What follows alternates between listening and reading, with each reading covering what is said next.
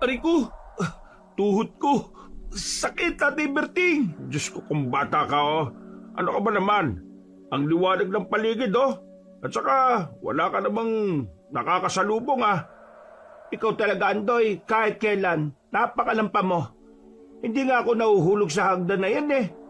Sa susunod, mag-iingat ka kasi. Opo, Inay. Pasensya na po kayo, ah. Pinagpalang araw po, Kabanong. Tawagin niyo na lang po kong Andoy. Hindi ko tunay na pangalan. Ang kwentong ibabahagi ko ay nangyari sa akin noong binata pa ako at nang nabubuhay pa sina Tatay Berting at Nanay Pinang. Dahil madalas akong natutumba o nahuhulog, halos lampa na ang itawag sa akin ng mga tao. Maging ako'y hindi ko alam kung bakit napakahina ng tuhod ko. Pero merong pangyayari na masasabi kong nagbago sa takbo ng buhay ko. Pati na ang pagtrato sa akin ng mga tao. Kabanong, mga kabangers at mga kayanggaw, ito ang aking kwento. Bago nga pala magsimula ang ating kwento, sana'y mapindot nyo muna ang subscribe button at ang notification bell para lagi kayong nanonotify pag may bago tayong mga kwento. Pakibisita at pakisuportahan na rin ang iba pa nating mga channel. Ang Pamela Clamil Channel at ang Kabanong version 2.0. Kung wala sa mga nabanggit ko ang channel na mapapakinggan nyo na nagnanarita ko, yung channel na yon ay malamang ninakaw ang ating mga audio recordings. Huwag po nating suportahan. Mag-unsubscribe tayo dito. Naglalambing ako sa inyo na sanay yung 3 channel lang ang ating suportahan. At huwag nyo rin kalilimutan mag-like at comment. Napakalaking tulong po ito sa ating channel para mas makapagatid pa kami sa inyo ng mga magaganda at mga nakakapangilabot na mga kwento. At ngayon, sa ating pagpapatuloy. Oh, bakit may dala kang balde? Saan ka pupunta? Sa balon? Opo, magigip po ako ng tubig. Inutusan po kasi ako ni Nanay, eh. O siya, mag-iingat ka, ha? Mamaya, baka dahil dyan sa kalampahan mo mahulog ka pa sa balon. Hindi naman po siguro, Tay. Wag po kayong mag-alala. Magdodoble ingat po ako. At saka, alam ko naman pong hindi ako madadapa ron eh. Kabisado ko po ang daan kahit na nakapikit po ako. Sos, basta mag-iingat ka. Sa daanan ng paningin, ha? Huwag sa kung saan-saan o kung kanino. Opo, Inay. O sige po. Aalis na po ako para makabalik ako kaagad. O, ikat, Andoy. Teka, sabay na pala tayo. Pupunta nga rin pala ako kay kumpare. Manghihiram ako ng araro sa kanya kung bakante yon. O sige po, Tay. Tayo na po. Pagdating ko sa tapat ng balon, nagpaalam na si Tatay sa akin. Agad akong sumalok ng tubig sa balon at pinuno ang 2 balde na dala ko. Pagkatapos noon, pareho kong binitbit ang balde saka nagsimulang maglakad pa uwi. Nasa kalagitnaan ako ng paglalakad ko nang bigla akong mahatisod. Kasabay ng pagkabuwal ko, nabitiwan ko ang mga balde. Tatayo na sana ako nang sa hindi ko inaasahan ay may isang batang tumakbo palapit sa akin habang tumatawa. Lampa, binata ka na pero lampa ka pa din. Ang hina ng tuhod mo. Lampa! Uy, anong lampa? Tumigil ka nga dyan, bata. Baka tirisin pa kita yan eh. Akala mo ba matatakot ako sa'yo? Kunwari ka pang matapang, lampa ka naman eh.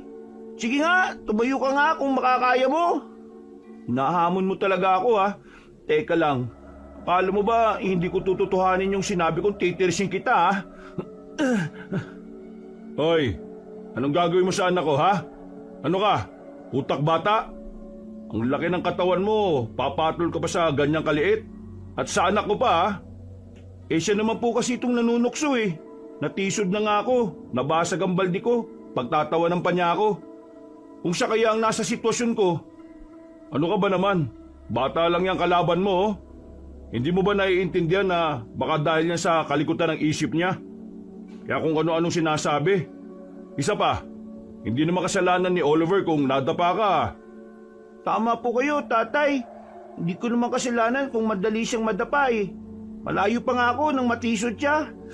Nako, iba talaga basta lampa eh. Tumigil ka na nga.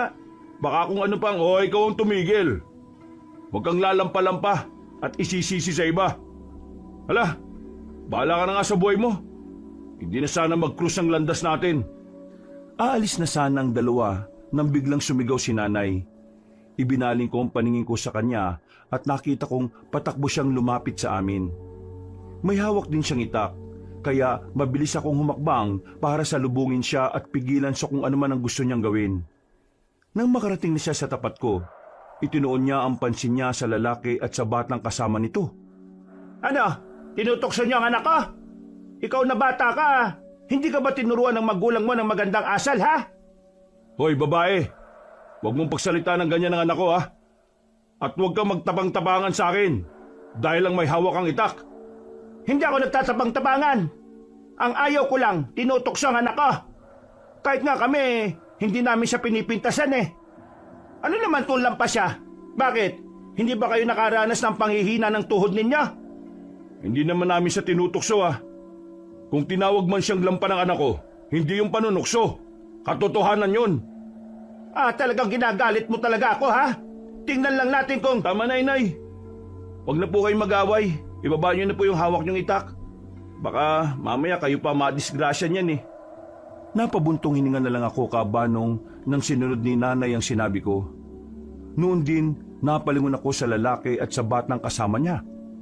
Nang maging kalmado na ang lahat, inutusan ng lalaki ang anak niyang humingi sa akin ng tawad. Ipinaliwanag din niyang mali ang ginawa ng bata.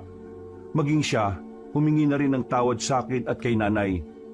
Nung nagkabati-bati na kami, nag-usisa ang lalaki sa amin patungkol sa aming baryo. Ito nga ang baryo na lilipatan namin. Pinalis kasi kami sa dati naming tinitirhan eh. Pinaalis? Bakit naman? Naku, mahabang kwento. Kaya dito namin naisip na lumipat kasi meron akong kamag-anak dito. Pero hindi ako sigurado kung nandito pa rin sila eh. Teka, sino ba yung kamag-anak mo na nakatira dito? Oo nga po, kilala namin ang halos lahat ng tao dito eh. At ihatid ko po kayo sa tapat ng bahay nila kung sakali. Narinig niyo ang sabi ng anak ko. Sino ba ang pamilya niyong kabaryo namin? Sina Tio Warlito. Sila ang kamag-anak namin. Warlito? Matagal na silang nakalis sa baryong ito Siguro nasa 3 taon na. Wala na sila rito. Diyos ko, paano nito ngayon? Wala pala kami matutuluyan dito. Mali ang naging desisyon namin na pumunta pa rito. Paano na po tayo ngayon yan, Tay? Napalunok ako ng laway ko nang malaman kong sinamang Warlito pala sana ang sadya na magamang dayo. Napatingin na lang ako kay nanay at inalam ang magiging reaksyon niya. Lalo pat naging haka-haka na isang aswang yon. Dahil kahit papaano, nakaramdam ako ng awa sa kanila, nagsuwestyon ako kay nanay na sa lumang kubo na lang muna namin sila patuluyin. Nasa dulong bahagi na yun ng baryo at wala ring ibang kabahayan na malapit doon. Ayos lang ba kayo rito? Ay, oo naman. Kahit saan pa man yan. Basta may masisilungan lang kami ng anak ko. Kahit nga sa kuweba pupwede na rin kami. Pero bago kayo tumuloy ron, gusto kong magapunan na muna kayo sa bahay. Baka kung gutumin ang anak mo. Nako, nakakahiya naman ho sa inyo. May mga kamoting kahoy pa ba kayo sa paligid ng kubo? Kahit yun na lang ang iihawi namin. Pupwede na ho yun. Nakakahiya naman sa inyo. Saluhan nyo na lang kaming 3. Ako, itong si Andoy at ang asawa ko si Berting. Ay siya nga pala, ako si Pinang. Ako naman ho si Patricio. At itong anak kong si Oliver. Sasama na ba kayo sa amin? Oo, wag na ho. Ayos na kami sa kamoting kahoy. Kung meron kayong saging dun, kung po pwede, manghihingi na rin kami. Hindi na nagawang pilitin ni nanay si Namang Patricio. Pumayag na lang siya sa gusto ng magamang dayo. Itinuro na rin namin kung saan bandang naroroon ang saging na pwedeng anihin para meron silang pandagdag na pagkain. Dinala ni nanay pauwi ang mga basag na balde. Inutusan naman niya akong samahan na magama. Kaya sinunod ko yon. Pagdating naming 3 sa tapat ng lumang kubo, "Ito po yung kubo namin. Pasensya na po kayo pero malinis po yan sa loob. Diyan kasi kami nagpapahinga kapag pumupunta kami rito." Salamat Andoy. Pasensya ka na kanina ha. Ito kasi si Oliver napakaalas ka dur Pasensya na po kayo, Kuya Andoy. Nadala lang po kasi ako kanina.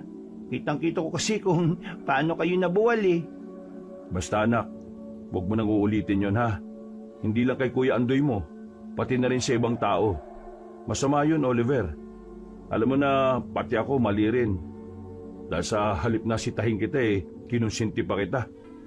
Ang importante po, Mang Patricio, may natutunan po si Oliver.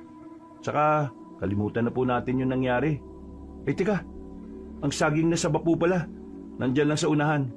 Kayo na lang po ang bahalang kumuha huwag ka mag-alala, Andoy. Kami nang bahala rito. Sige po, bukas. Pupunta kami rito para makapag-usap naman po tayong lahat. Magpahinga na po kayo rito May gasera rin po dyan sa loob. Sige. May dala naman akong posporo rito Salamat Nagpaalam na ako kina Mang Patricio Cabanong. Nang nagsimula na akong maglakad pauwi, binuksan na rin nila ang kubo saka pumasok doon. Habang pauwi ako, naisip ko ang patungkol sa magamang dayo. Nakaramdam ako ng kakaibang kaba nang maalala kong kapamilya pala nila si Mang Warlito.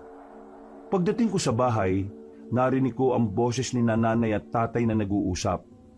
Dahil doon, sa halip na pumasok sa sala, nagpa siya akong umikot para doon sa kusina dumaan. Ewan ko nga ba kung bakit naging ganyan si Andoy Habang tumatanda siya, parang mas nagiging lampalalo. Oo nga, Berting. Lahat naman ng masusustansyang pagkain pinapakain natin sa kanya simula nung bata pa siya.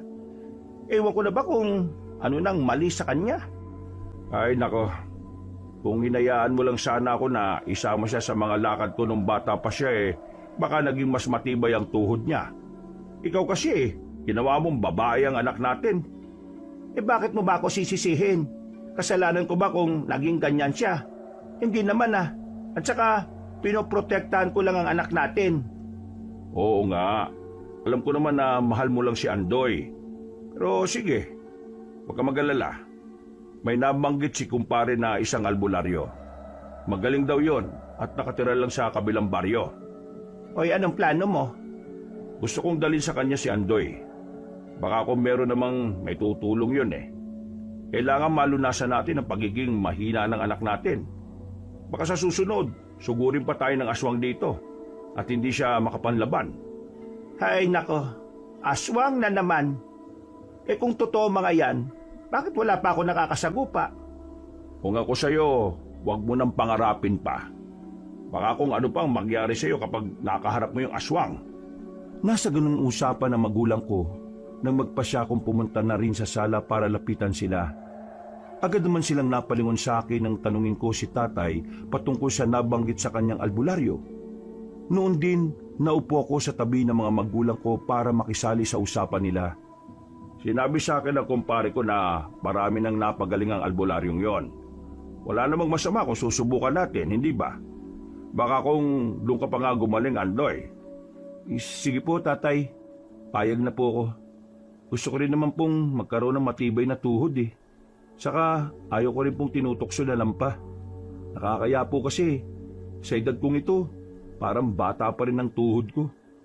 Huwag ka mag-alala. Kapag nagamot ka na at gumaling ka, sigurado na magiging matibay rin ang tuhod mo, anak. Ay nako, hindi naman sa tutol ako dyan sa plano nyo Pero para sa akin si Andoy lang mismo ang makakatulong sa sarili niya. Konting ehersisyo lang kada umaga, siguradong lalakas din siya at hindi na magiging lampa. Susubukan ko po, Inay. Pero magpapatingin po ako sa albularyo Baka po kasi kung kinukulam na ako kaya nagiging ganito ako Ay nako, ikaw talaga, Andoy Kung ano-ano na iniisip mo Sige na, sa mga susunod na araw pupunta tayo sa albularyo. Aalamin natin kung ano ang kalagayan mo at kung ano ba ang posibleng lunas. Maraming salamat po, Itay. Ay walang anuman. O sige, magpahinga ka na. Tatawagin ka na lang namin kung luto na ang hapunan natin. Naikwento na kasi ng nanay mo ang buong nangyari Sige na anak, magpahinga ka na lang muna ron. Napatango ko kay nanay. Minabuti kong pumasok sa kwarto at mahiga na muna. Habang nasa ganong sitwasyon, napangiti ako dahil nagkaroon ako ng pag-asa. Maging ako man, hindi ko ginustong maging lampa, lalo pat binata na ako. Dahil sa kakaisip ko, tuluyan na ako nakatulog. Nagising na lamang ko nang tawagin ako ni nanay para maghapunan. Habang kumakain, napagkwentuhan namin ang mag-amang dayo.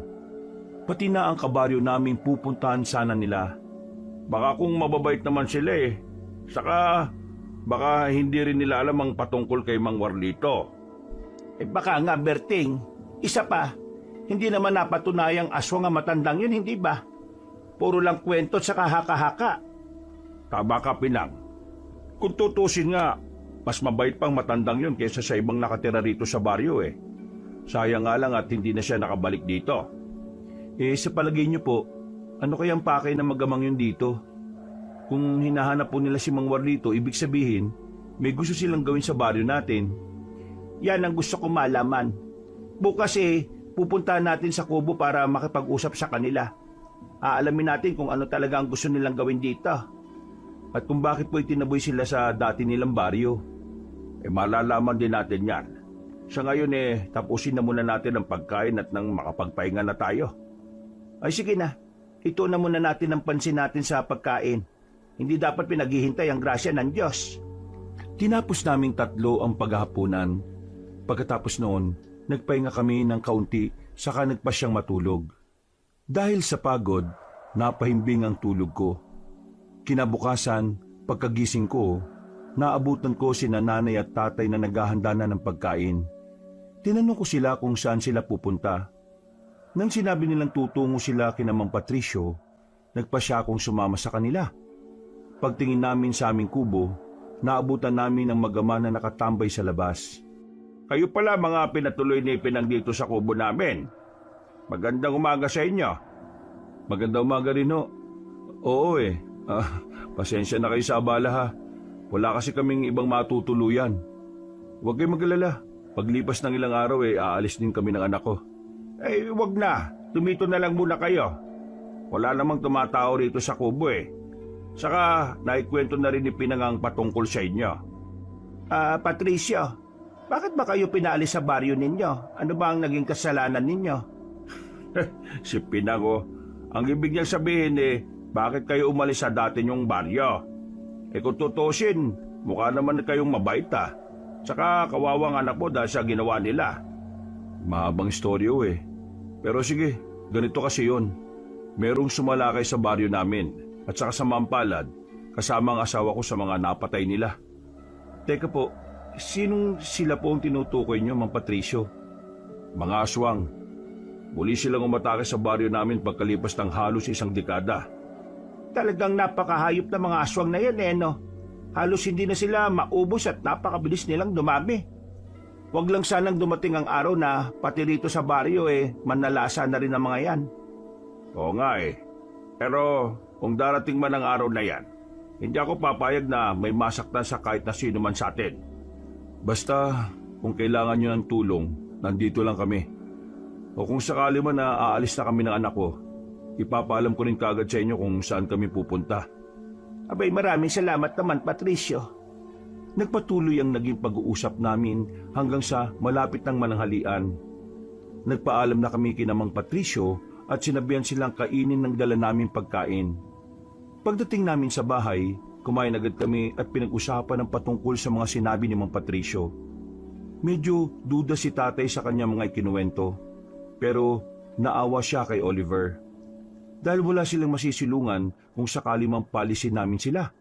Baka nga sila palang totoong aswang Napansin ko kasi si Patricio parang hindi siya makatitig ng diretso sa akin. Baka po nahihiya lang sa inyo, Tay. Oo nga. At saka wala namang naging kababalagan dito sa atin simula kahapon nang dumating sila. Yun na nga.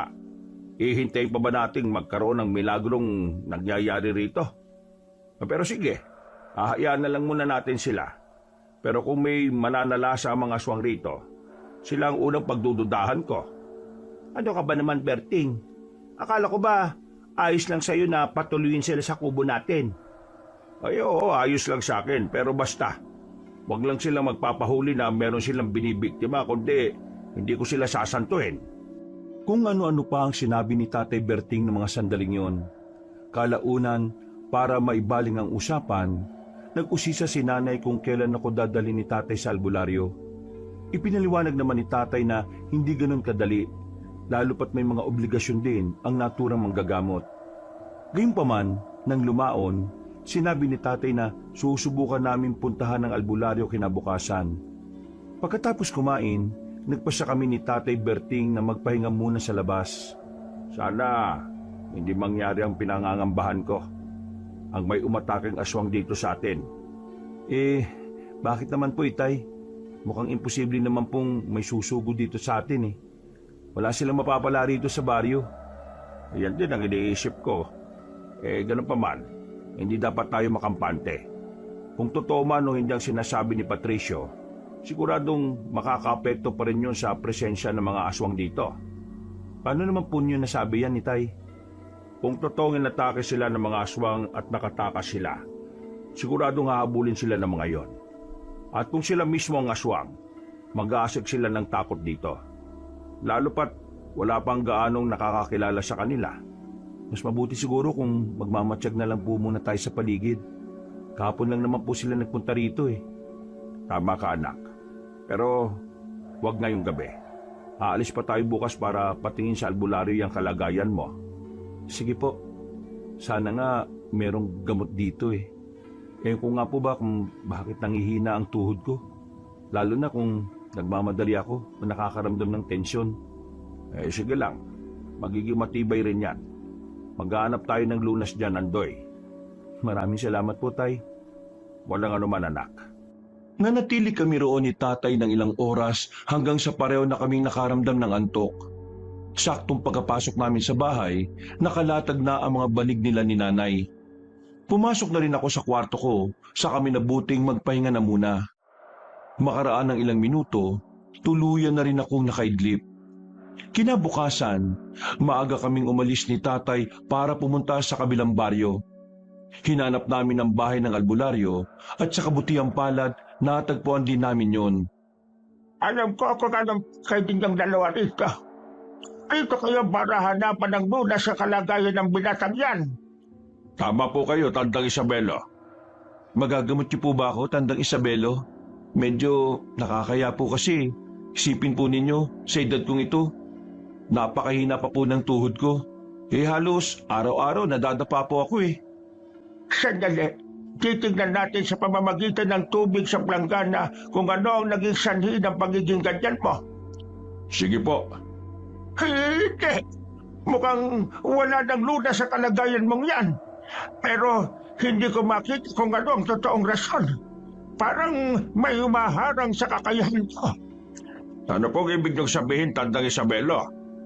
May mas malakas na kapangyarihang humaharang sa akin. Hindi ko malaman kung ano. Pero nararamdaman kong merong dapat gampanan ng binatang ito. Pero sa oras na gampanan niya yon, mananagay sa panganib ang mga mahal niya sa buhay. Ano pong tinutukoy niyo, Tandang Isabelo? May kung anong nakatanim dyan sa loob mo na kusang gagana kapag nasa panganib ka. Hindi ko lang masabi kung anong uri ng mutsa ito. Pero mag-iingat ka. Kapag nagsimula ka ng makisawsaw sa gulo, kailangan mong tapuksin ito. Dahil kapag hindi, mauubos kayong lahat. Ano pong klaseng pananalita yan, Tandang Isabelo? Tinatakot mo ba kami? Hindi mo nga masabi kung anong misyon ni Andoy eh. Hala, mas mabuti pang umuwi na kayo. Nararamdaman kong may panganib na paparating sa mga liblib na baryo. Maganda na lang kayo para mailigtas sa mga sarili ninyo. Dahil bigo kami ni tatay na makahanap ng lunas, nagpasya na lang kaming umuwi. Pagdating sa barangay namin, sinabi namin kagad sa mga kalugar namin ang naging babala ni Tandang Isabelo. Nagkibit-balikat na lang sila. Kaya sa halip na ipilit ang sinasabi ng albularyo, minabuti namin ni tatay na umuwi na lang. Ikinuwento namin kay nanay ang sinabi ni Tandang Isabelo, pero pati siya hindi naniniwala. Kapinaglalaroan lang kayo ng albularyong yan. Kung manggagamot siya, di sana nalaman niya kung ano ang posibleng dahilan ng panghihina ng tuhod niya, Andoy. Sa bagay, baka hindi albularyo ang kailangan natin. Baka totoong doktor. Ay nako, kung totoo man ang sinasabi niya o hindi, ang pagtuunan na muna natin ang pansin sa ngayon yung posibleng panganib na dala ng mga aswang. Ay bakit? Pati bang albularyong yon? Sinasabing aswang sina Patricio? Hindi po, Nay. Wala naman pong nabanggit na ganun si Tandang Isabelo. Pero pinag-iingat po niya tayo sa posibleng pananalasa ng mga aswang sa lugar natin. Lalo na raw po rito sa baryo. Kung totoo man ang sinasabi ng albularyo, sigurado namang makakaya ng mga kalalakihan dito sa baryo ang mga iyon eh. Yun na nga ang problema. Hindi sila naniniwala sa sinabi namin. Baliwala lang sa kanila eh. Kung ganon, bahala sila. Kung totoo man o hindi ang sinabi ng matandang albularyo, kailangan maging handa pa rin tayo.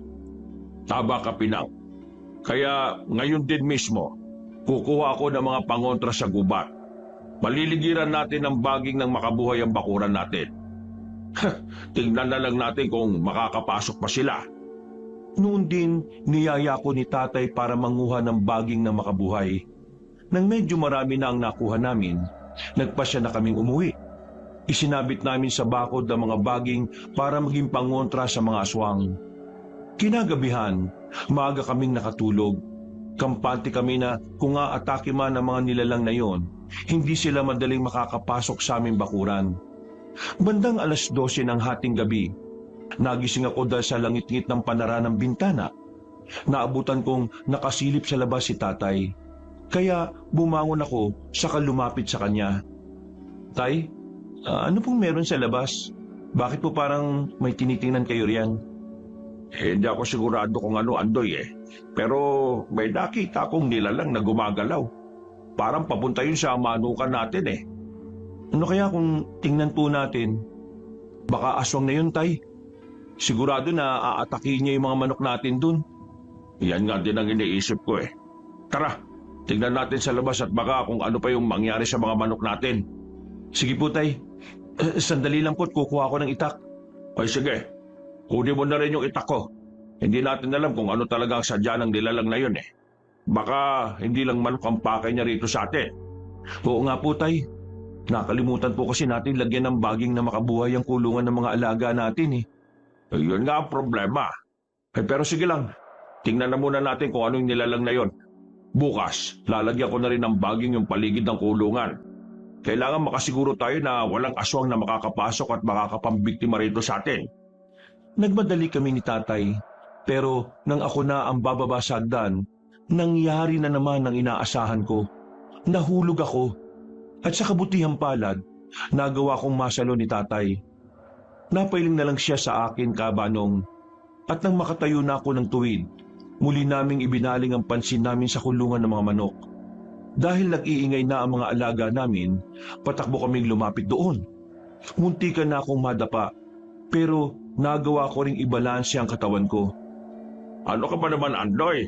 Tumingin ka naman sa dinaraanan mo. Mabuti na lang walang matulis na bagay na nakausli sa lupa. Pasensya na po, Tay. Bigla-bigla na lang po kasing nanlalambot yung tuhod ko eh. O yan ay, ayos ka na ba? Hindi na ba nanginginig ang tuhod mo? Baka mamaya matakasan pa tayo ng nandiyan sa kulungan eh. Hindi na po nanginginig, Tay. Tayo na po. Mukhang may naririnig nga akong angil eh. Baka sinisimulan na ng nilalang nakainin yung mga manok natin. Ay sige na, ihanda mo na yung itak mo. At baka kapag nakita niya tayo ibabaling niya sa atin ang atensyon niya. Sige po, Tay. Teka, naaninig ko na po yung nilalang na nasa loob ng kulungan ng manok natin. Anyong tao po siya, pero sobrang itim po ng balat. Aswang yan, anak. Talagang nakarating na ang mga hinayupak na yan dito.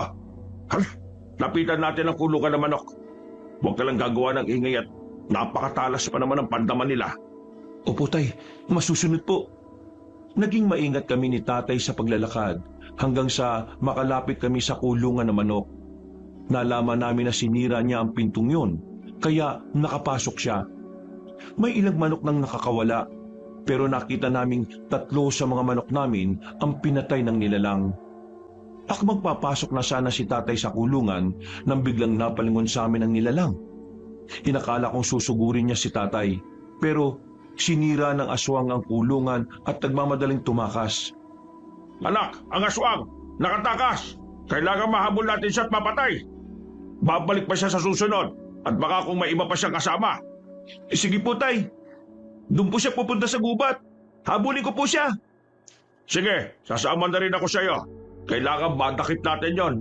Pero mag-iingat ka ha. Baka matapa ka na naman ng wala sa oras. Huwag po kayong mag-alala, Tay. Hindi na rin naman po nanginginig ang tuhod ko eh. Hindi ako natatakot sa nilalang na yon. Kung kailangan labanan ko siya, gagawin ko. Basta kapag nahuli mo siya, sumigaw ka kagad para malapitan ko kayo. Ako, papatay sa aswang na yon. Sige po, Tay. Masusunod po. Mas nauna akong tumakbo kay tatay. Nang maaninag ko ang nilalang na malapit na makapasok sa kasukalan, mas binilisan ko pa ang pagtakbo ko. Nalaman kong mas mabilis akong makalapit sa kanya kung dadaan ako sa kanang bahagi, kaya lumihis ako ng landas na tinatahak. Mas lumakas pa ang kabog ng dibdib ko nang mapalingon sa akin ang nilalang at mapangisi. Nang malapit na ako sa aswang, napasigaw ako kay tatay. Itinaas ko na ang kamay kong may hawak na itak. Nang susugurin ko na sana ang nilalang, bigla ako natisod sa nakausling ugat ng puno. Sakto namang nakalapit na sa akin si tatay. Nasaan ang aswang? Sinabi ko naman kasi sa iyo mag-iingat ka eh. Sige na, tumayo ka na. Pasensya na po kayo, itay. Hindi ko po kasi nakitang may nakausling ugat ng puno eh. Isa pa po, bigla na naman pong nanghina ang tuhod ko. Ay teka, mukhang pumasok na po siya sa gubat. Ayos lang. O ano, mahina pa ba yung tuhod mo? Kung gusto mo, hintayin mo na lang ako rito. Ako nang hahabol sa aswang na yon. Hindi po, tay. Sasama po ako sa inyo. Hindi ko po kayo iiwan. Mamaya baka may mga kasama pa yung nilalang na yun eh. Baka malagay pa kayo sa alanganin. O siya, sige. Hindi na nga lang ako lalayo sa iyo. Baka mamaya mas malala pa mangyayari sa iyo. Tara na. Sige po, tay. Tayo na po. Teka. May naririnig akong ingay sa bandang gitna ng gubat Malamang, yan na yung aswang na hinahabol natin. Doon tayo na diretso. Gagawa tayo ng paraan para masukol yon. Sige po. Kung dayo dito ang aswang na yan, sigurado naman pong mahihirapan siyang makalabas dito. Tama ka, Andoy. Yan ang lamang natin sa kanya. At dahil dyan, madali natin siyang mahuhuli. Dumiretso kami ni tatay sa paglalakad hanggang sa makarating na kami sa bandang gitna ng gubat. Nang nandun na kami, iginala namin ang paningin namin sa paligid. Sinipat namin ang mga posible niyang daanan hanggang sa may mapansin akong likido sa mga tuyong dahon. Nilapitan ko yon, saka inamoy. At halos maduwal ako dahil doon. Ano ba yan, anak? Bakit parang nandidiri ka dyan, ha? Hindi ko po alam. Malapot po kasi ito tapos napakalansa na ewan. Teka, mukhang meron pa po sa bandang unahan, Aba, mukhang laway yan ng aswang, Tingnan mo, may mga patak pa ng dugo. Sigurado na dyan siya dumaan papuntang kanluran.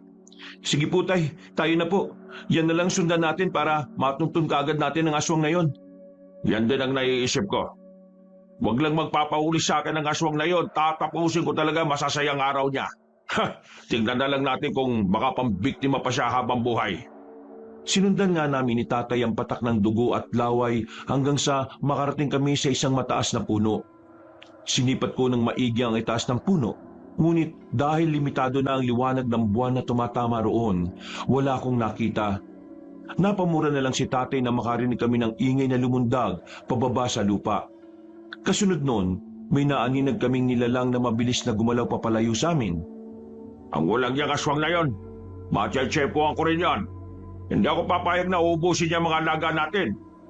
Kung alam po niya na marami siyang hayop na mabibiktima rito, sigurado po na babalik siya dito, tay. Sigurado yan, anak. May mga nambibiktima na nga rin sa ibang baryo Baka siya rin yung aswang na yon. Bakit po kaya hindi nila mahuli yung nilalang na yun, tay? Kung marami ang tao na tumutugi sa kanya, mas madali sana siyang madadakip Yan din ang iniisip ko. Baka naman natatakot ang mga tao sa kanya. Sa bagay, nagawa nga niya makatakas mula sa ating dalawa Kung hindi lang sana ako naging lampa, sana naabutan ko siya kanina. Walang yari naman kasi itong tuhod ko Parang tuhod ng isang bata. Huwag mo lang sisihin ang sarili mo, anak. Wala ka namang kasalanan Hayaan mo, makakahanap din tayo ng gamot dyan. Hindi ako susuko sa pagtatanong sa mga kakilala ko kung ano ang posibleng paraan para maging matibay ang tuhod mo. Maraming salamat po, tay. Sana nga po malunasan na ito para hindi na po ako maging katawa-tawa sa baryo natin. Pati mga bata, parang hindi na ako ginagalang eh. Pagalitan mo kasi. Huwag mo silang hayaan na hamakin ka lang nila ng ganun-ganun na lang. Kung gusto mo, pwede mo naman silang batukan eh. Huwag na po, Itay. Baka kung ano pang isipin nila. Umiiwas na nga lang ako sa kanila eh. Dahil nakatakas na ang aswang, natpasya na kami ni tatay na umuwi na lang. At habang naglalakad, napagkwentuhan namin ang mga naging karanasan ko simula pa noong bata pa lang ako. Napailing na lang siya nang malamang ilang beses din akong inaway ng mga kabaryo namin dahil sa pagiging lampa ko. Pagdating namin sa bahay, nagkasundo kaming ayusin na muna ang sira ng kulungan. Itay, sa palagay nyo, sino kayo yung aswang na nananalasa rito sa atin? Para po kasing alam niya ang bawat sulok ng baryo natin eh. At saka alam din niya kung kailan at saan siya aatake. Yan ang hindi ko rin alam, anak. Pero malakas ang kutob ko na kung hindi man si Mang Morlito ang aswang, baka yung bagong salta sa lugar na ito. Paano po mangyayari yun, Tay? Kung aswang si Mang Patricio, iiwanan po ba niyang mag-isa yung anak niya para lang mambiktima? Posible. Pero baka nga kung magkasama pa sila eh. Simula kasi nung makita ko yung lalaking yon, pakiramdam ko merong kakaiba sa kanya. Hindi ko lang talaga matukoy kung ano yon. Ano po ba yung binabalak niyo, Tay? Gusto ko sanang matyagan sila. Wala namang masama kung gusto natin sila makilala ng lubusan, hindi ba? Mangyayari lang yon kung hindi nila alam na nagmamatsyag tayo sa kanila. Sige po, kung yan ang gusto niyo, yan ang gagawin po natin. Pero kailangan na maging sikreto lang natin to, ha? Hindi mo naman sasabihin sa nanay mo. Sigurado ako na magagalit yun sa atin. Sige po, Tay. Hindi po ako magkukwento sa kanya sa mga plano natin. Mabuti naman kung ganun, anak. Baka kung madulas ang dila niya, sabihin pa niya sa iba eh. Alam mo naman yung nanay mo. Opo, naiintindihan ko po kayo, Itay. Pangako po, hindi ko sasabihin sa kanya. Nang matapos na kami sa pagkukumpuni ng nasirang bahagi ng kulungan, nagpasya na kami ni tatay na pumasok sa bahay. Sa hindi ko inaasahan, muling nanghina ang tuhod ko at nabuwal ako sa sahig. Dahil sa nagawa kong ingay, napakunot-no pa siya nang makita niya kami ni tatay na kapapasok pa lang sa bahay. Hindi na sana namin sasabihin sa kanya kung saan kami nanggaling, pero naging mapilit siya sa pag-uusisa sa amin. Hindi kaya nakabalik na si Mang Warlito rito? Siya lang naman dati ang bantog na aswang sa lugar natin eh. Baka gumaganti siya sa atin. Ay, Diyos ko. Natatakot ako sa mga posible pang mangyari, Berting. Wala kang dapat na katakutan. Kung totoo mang nakabalik na siya, siyang dapat na matakot sa atin. Hindi mo naman maalis sa akin ang takot. Alam mo naman na palagi ako nag-aalala sa kaligtasan ninyo. Wala kang dapat na ipag-alala. Makakaya namin labanan ng aswang na yon. Makakaya? Nakawala nga sa inyo yung aswang na pumasok sa kulungan ng manok natin eh. Hayaan mo na. Kapag naulit pa ang pangyayaring to, hindi na ako papayag na makakawala ulit yon. Ako din po, Itay. Masisiguraduhin ko na pong hindi ako matitisod o madadapa. Tungtuhod ko lang naman po ang problema eh. Tutukan mo kasi ang pag-eehersisyo para dyan sa tuhod mo. Kapag nasanay na yan, magiging matibay na rin yan. Alam mo, Pinang, pati nga yung albularyo halos wala rin alam patungkol dyan sa tuhod ng anak mo na yan eh. Tayo pa kaya? Ay siya, tama na muna kwentuhan. Malalim na ang gabi. At hindi na rin siguro babalik ngayon yung nilalang na yon. Kaya matulog na muna tayo. O siya, sige. Andoy, matulog ka na at maaga pa tayong gigising ha. Simula bukas mag-eehersisyo ka na. Tututukan na rin natin ang pag-aaral mo ng pakikipaglaban sa mga nilalang na yon. Sige po, Itay. Natulog na nga ako pagkatapos kong sumagot kay tatay. Kinabukasan, maaga kaming nagising. Pinag-ehersisyo niya ako at tinuruan kung paano makipaglaban. Naging ganun ang gawain namin ni tatay bago kami pumunta sa bukid. Kahit papaano, napansin kong naging matibay na rin ang tuhod ko at hindi na ako kadalasang nadadapa. May ilang bata pa rin nangungutya sa akin pero gaya ng dati, hindi ko na sila pinapatulan. Isang umaga, Ganyan nga, anak. Mas naging mahusay ka na kaysa sa nung unang araw ng pagsasanay mo. Napansin ko rin na naging mas matibay na ang tuhod mo. Hindi ka na nadadapa palagi. Oo nga po, Tay. Saka kahit papaano, mas nadagdagan po yung kumpiyansa ko sa sarili ko. Sigurado po na hindi na rin ako tutuksoy ng mga kabaryo natin. Nakakatiyak ako, anak. Baka nga kung hahanga pa sila sa iyo eh. Ngayon, handa ka nang makipaglaban sa mga aswang. Ipagdasal na lang natin na sana hindi na maging mahina yung tuhod mo kapag nasa panganib na tayo. Hanggang ngayon nga po, yan pa din ang naiisip ko eh. Paano na lang kung humina na naman ang tuhod ko kapag nasa gitna na tayo ng laban? Hindi natin alam kung manghihina pa yan o hindi. Malalaman na lang natin yan kapag muli nating makaharap ang aswang na yon. Tinapos ko ang pag-iinsayo ko sa kasumama na kay tatay papunta sa bukid para tulungan siya. Nang matapos na kami sa gawain namin doon, nagpasya na kaming umuwi.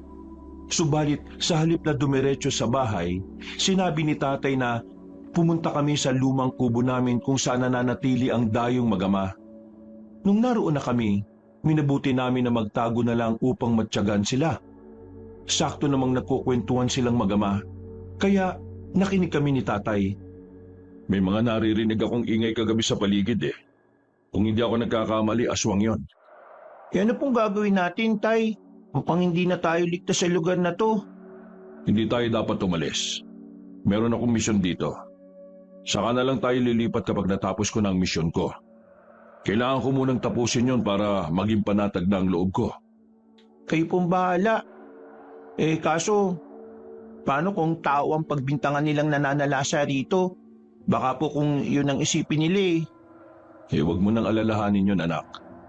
Bahala sila kung ano man ang isipin nila. Basta, huwag ka lang nilang sasaktan. Ibang usapan na yon. Oo nga po. Pero mukhang wala rin naman pong ibang tao na nakakapunta dito eh. Ligtas naman po tayo dito, Tay. Yan din ang naiisip ko. Mas ligtas tayo rito kaysa sa naunang baryo kung saan tayo nagpunta. Napatitig na lang ako kay tatay. Na mga sandaling yon, dahil hindi na namin gaanong naririnig ang usapan ni Mang Patricio at Oliver, nagpasya kami ni tatay na mas lumapit pa ron. Pero sa hindi inaasahan, bigla na naman akong nadapa kabanong. Nakagawa ako ng ingay kaya kinabahan ako. Napalingon na lang ako nang makita kong papalapit na ang mag-ama sa amin. Lampad talaga oh. Wala pa rin siyang pinagbago, Tay. Para po talagang bata si Kuya Andoy. Hoy, Oliver, tumigil ka ha. Masama yung ginagawa mo. Hindi mo dapat pinagtatawanan ng ibang tao dahil sa kanilang sitwasyon. Paano na lang kung ikaw naman ang nasa sitwasyon nila, ha? Pasensya na po, Tay. Hindi ko na po ulitin. Abay, dapat lang. Nakakaya sa kanila, oh. Pinapatuloy na nila tayo rito pero ito pang igaganti natin. Sige, humingi ka ng tawad kay Andoy. Sige po, Tay. Kuya Andoy, pasensya na po Hindi ko po kasi napigilan ng sarili ko eh. Ayos lang, Oliver. Kasalanan ko rin naman kung bakit lalampa-lampa ako palagi eh. Mang Berting, nandito pala kayo. Ano bang kailangan nyo? Papaalisin nyo na po ba kami rito? Hindi, Patricio. Nandito lang kami para bisitahin kayo. Hindi rin kasi kayo gumagala eh. Pumunta rin kayo minsan sa bahay namin. Hayaan nyo. Kapag nakabuelo kami, gagala kami ron. Naninibago pa kasi kami rito sa baryo nyo eh. O siya, aalis na rin kami. Siniguro lang din kasi namin na maayos sa kalagayan nyo rito. Huwag po kayo maglala. Maayos lang ang lagay namin dito. At kung sakali man na kailangan namin ng tulong, pupunta kami sa inyo. Mabuti pa nga. Basta kahit na anong oras pumunta lang kayo sa bahay ha. Bukas lagi ang tirahan namin para sa inyo. Nang mga panahong yon, kabanong, nagpaalam na kami ni tatay sa dayong magama. Bago kami tuluyang umalis, iginala pa namin ang paningin namin sa paligid. Nang wala kaming napansing kakaiba, tuluyan na kaming umalis doon at nagsimulang maglakad pauwi sa bahay namin. Wala ka bang napapansin kay Patricio? Bakit po, Tay? Napansin ko kasi parang balisa siya. Hindi ko po alam kung may tinatago pa siya o hindi lang siya kampante na naroon tayo. Yan nga din ang napansin ko, anak. Pakiramdam ko may kung ano silang tinatago na ayaw nilang malaman natin. Ano kaya yun? Ay, siya nga pala. Pasensya na po pala kayo, Tay, ah.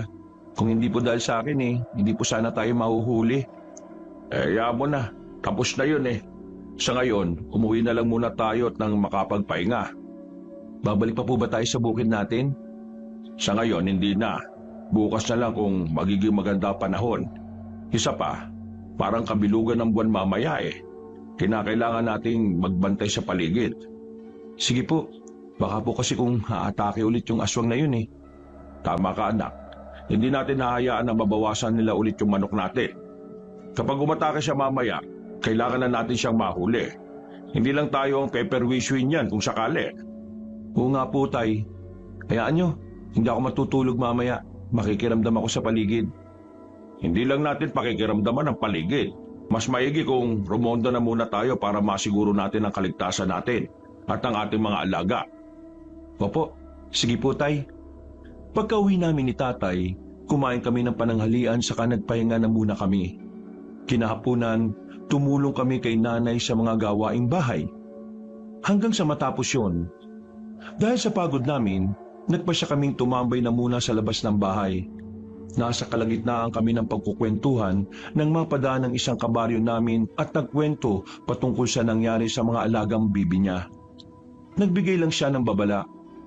Agad din siyang umuwi. Kung sino man ang aswang na nananalasa rito, o kung may mga kasamaan pa siya, talagang napakahayop nila. Baka sa susunod, mga tao na ang bibiktimahin nila. Yan nga rin ang inaalala ko simula pa noong una Paano na lang kung pati tayo mga tao na naman ang pagdiskitahan nila? May subukan lang nila. Mahinala na ako kung sino ang aswang Huwag lang siyang magpapahuli dahil pagbabayaran niya yung mga ginawa niya sa mga manok natin. Sino po, Tay? Basta, di ko na muna sasabihin. Kailangan mapatunayan ko muna ang hinala ko. Huhulihin ko siya sa akto para hindi na makapalagpa. Sige po.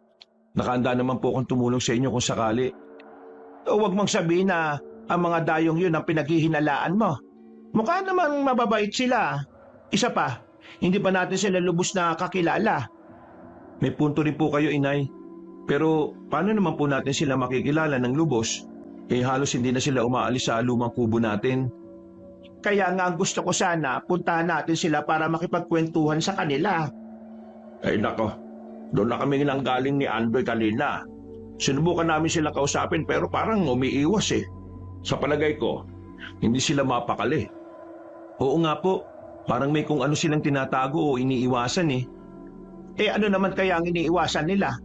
Wala naman silang dapat na itago sa atin Pinatuloy na nga natin sila sa kubo natin. Tapos yung anak niya, si Oliver, tinawanan ulit si Andoy paano kasi nakaagaw ito ng atensyon nila nung nadapa siya? Ewan ko nga po sa batang yun. Parang hindi tinuruan ng magandang asal. Palagay ko hindi siya gaanong ginagabayan ng ama niya Baka nga hindi talaga siya ginabayan at tinuruan ni Patricio ng magandang asal. Ay nako, kung ano kayon, baka ibinitin ko na siya ng patiwarik sa puno. Si Berting huwag ka magsalita ng ganyan. Baka iba lang ang estilo ng pagpapalaki ni Patricio sa anak niya. Sa bagay po, baka nga po ganun na nga. Nagpatuloy ang kwentuhan namin hanggang sa tuluyan ng dumilim ang paligid. Naunang pumasok sina Nanay at Tatay sa bahay para maganda ng magiging hapunan namin. Ako naman nanatili na muna sa labas para magbahangin at makapagmuni-muni. Nasa ganong sitwasyon ako nang may maaninag akong papalapit sa akin. Napamulagat na lang ako nang mawari kong si Tandang Isabelo yun. Ano pong kailangan nyo, Tandang Isabelo? Gusto kitang balaan, binata. Mamayang gabi at sa mga susunod pa, huwag ka na munang lalabas. Nakita ko sa pagitay ko na napupuno ng dugo ang katawan mo. Hindi magandang senyales yun. Bakit naman po ganyan na naging pangitain nyo? Ano po bang meron sa akin? Alam po ba ninyo, Tandang Isabelo? Ikaw ang nakakaalam yan. Pakiramdaman mo ang sarili mo. Ngayong gabi, kabilugan na ng buwan. Subukan mong matyagaan ang pagbabago sa katauhan mo. Sige po, Tandang Isabelo. Gagawin ko po yan. Isa pa pala, kailangan mo ring maging maingat sa mga taong nakapaligid sa iyo. Baka nakikisilamuha ka sa mga dayo. Baka sila pa ang magpapahamak sa iyo. Meron nga pong dayo sa baryo namin. Pero hindi naman po kami nakikisalamuha sa kanila eh. Parang naiilang po kasi sila sa amin. Basta, kung ako sa inyo, matyagan nyo ang galaw ng mga yan. Sila ang magdadala ng sigalot dito sa baryo ninyo at sa iba pang karating barangay. Sige po, Tandang Isabelo. Mamatyagan po namin ang mga taong yun. O siya, sige na. Aalis na ako. Napadaan lang talaga ako para sabihin sa iyo ang nakita ko sa pagitain ko. Mag-iingat kayo, binata. Huwag kang padalos-dalos sa mga galaw mo. Opo, Tandang Isabelo. Huwag po kayong mag-alala. Mag-iingat po kami. Napangiti sa akin si Tandang Isabelo at noon din umalis siya. Napakunot-noo pa ako nang mapansin kong napakabilis niya at agad siyang nakalayo. Napaisip ako patungkol sa naging babala niya. Kaya nagpasya na akong pumasok sa bahay para sabihin kina tatay ang inilihad ng matandang albularyo sa akin. Napahala sila, kaya sinabihan nila akong magdoble ingat at huwag na munang lalabas. Sundin mo ang sinabi ng matandang albularyo. Hindi naman siya pupunta rito kung hindi ganon kaimportante ang sasabihin niya. Baka nga kung pati siya nababahala na sa nangyayari rito sa mga liblib na baryo. Yun nga rin po naisip ko, Nay. Pero kailangan ko makausap ang matandang yun. Para po kasing may alam siya patungkol sa mga aswang na nananalasa rito eh. Huwag ka na mag-abala pa, anak. Ako nang bahala dyan. Bukas pupuntahan ko siya sa bahay niya para usisain siya. Sige, at kung po pwede, humingi ka na rin ng pangontra sa kanya. Mukhang kailangan natin yan para hindi tayo mapasok ng aswang dito. Sige, titingnan ko kung magbibigay siya sa akin. Nasundo kami magpahinga na muna. Nakaidlip na ako ng halos 1 oras nang gisingin ako ni tatay. Sinabihan niya akong magbabantay sa paligid at siya na lamang ang ruronda. Nalaman ko rin na may mga narinig siyang ingay at kinutuban siyang baka may aswang sa paligid. Hindi ako sang-ayon sa kagustuhan niyang magpaiwan ako sa bahay kaya nagpumilit akong sumama kay Tatay Berting. Mas mabuti kung dito ko na lang sana sa bahay.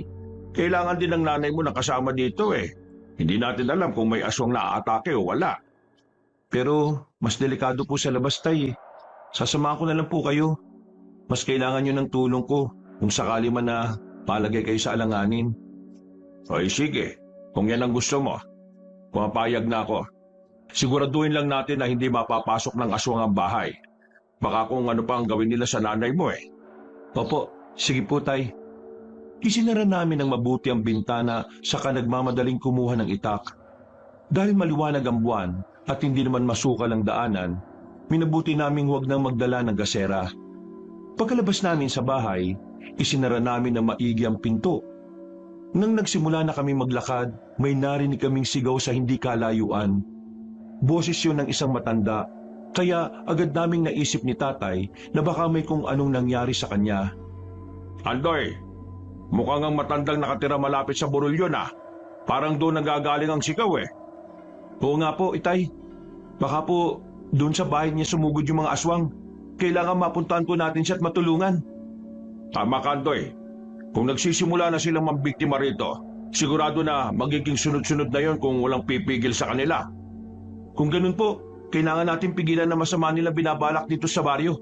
Ang kaso, hindi natin alam kung sino talaga ang mga aswang eh, at kung sino ang pinuno nila. Yan din ang iniisip ko, Andoy. Pero alam kong hindi magtatagal, malalaman din natin ang totoo. Malakas ang kutob kong may kinalaman sina Patricio rito. Nagsimula lang naman ulit ang pangyayari ito nung dumating sila eh. Alam po ninyo, parang unti-unti na rin po ako nakukumbinsi sa ideyang yan. Ang kaso, hindi po natin sila naaaktuhan eh. Huwag ka mag-alala. Pagkatapos ng gabing ito, roronda tayo sa paligid nila. Aalamin natin kung ano ginagawa nila kapag sumasapit na ang dilim. Sige po, Itay. Nagpatuloy kami sa paglalakad hanggang sa matanaw na namin ang kubo na matandang nakatira sa paanan ng bundok.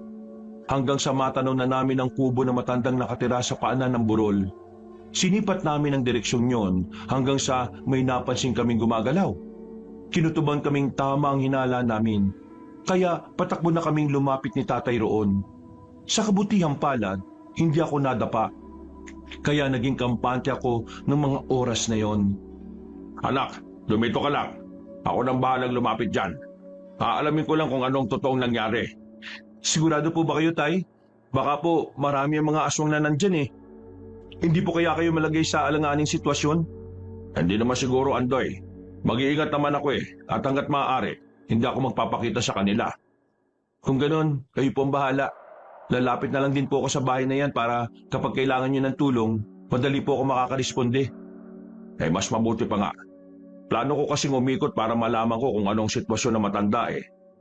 Siya muna ang uunahin ko bago ko pagtuunan ng pansin ng mga aswang. Kayo pong bahala. Kung anong makabubuti, Tay, yan ang gagawin natin. O sige, tara na. Hindi dapat tayo nag-aaksaya ng oras dito. Naunang naglakad si Tatay kaysa sa akin.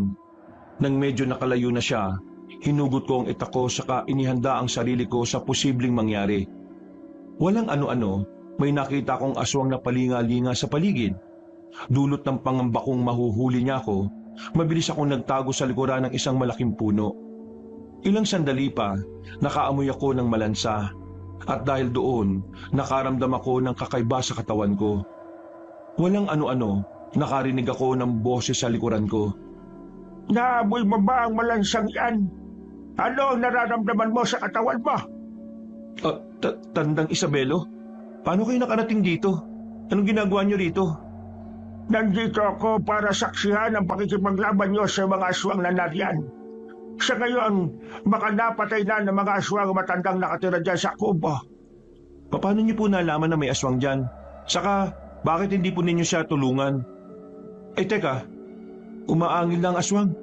Baka kung napaano na si Tatay. Isa akong albularyo. Malakas ang kutob ko. Sige, bilisan mo ang pagpunta riyan at nangangalib na ang tatay mo. Gamitin mo ang lakas mo para labanan ng mga aswang na yan. Sige po, pero wag po kayong aalis dito ha. Marami pa po kayong tatanong sa inyo. Alam ko pong kayo ang makakasagot sa kakaibang nararamdaman ko. Nagsimula lang ito nang makalanghap ako ng malansang dugo eh. Oo nga, hihintay ko kayong mag-ama rito. Manunod ako sa laban ninyo. Hindi na ako sumagot pa sa matandang albularyo.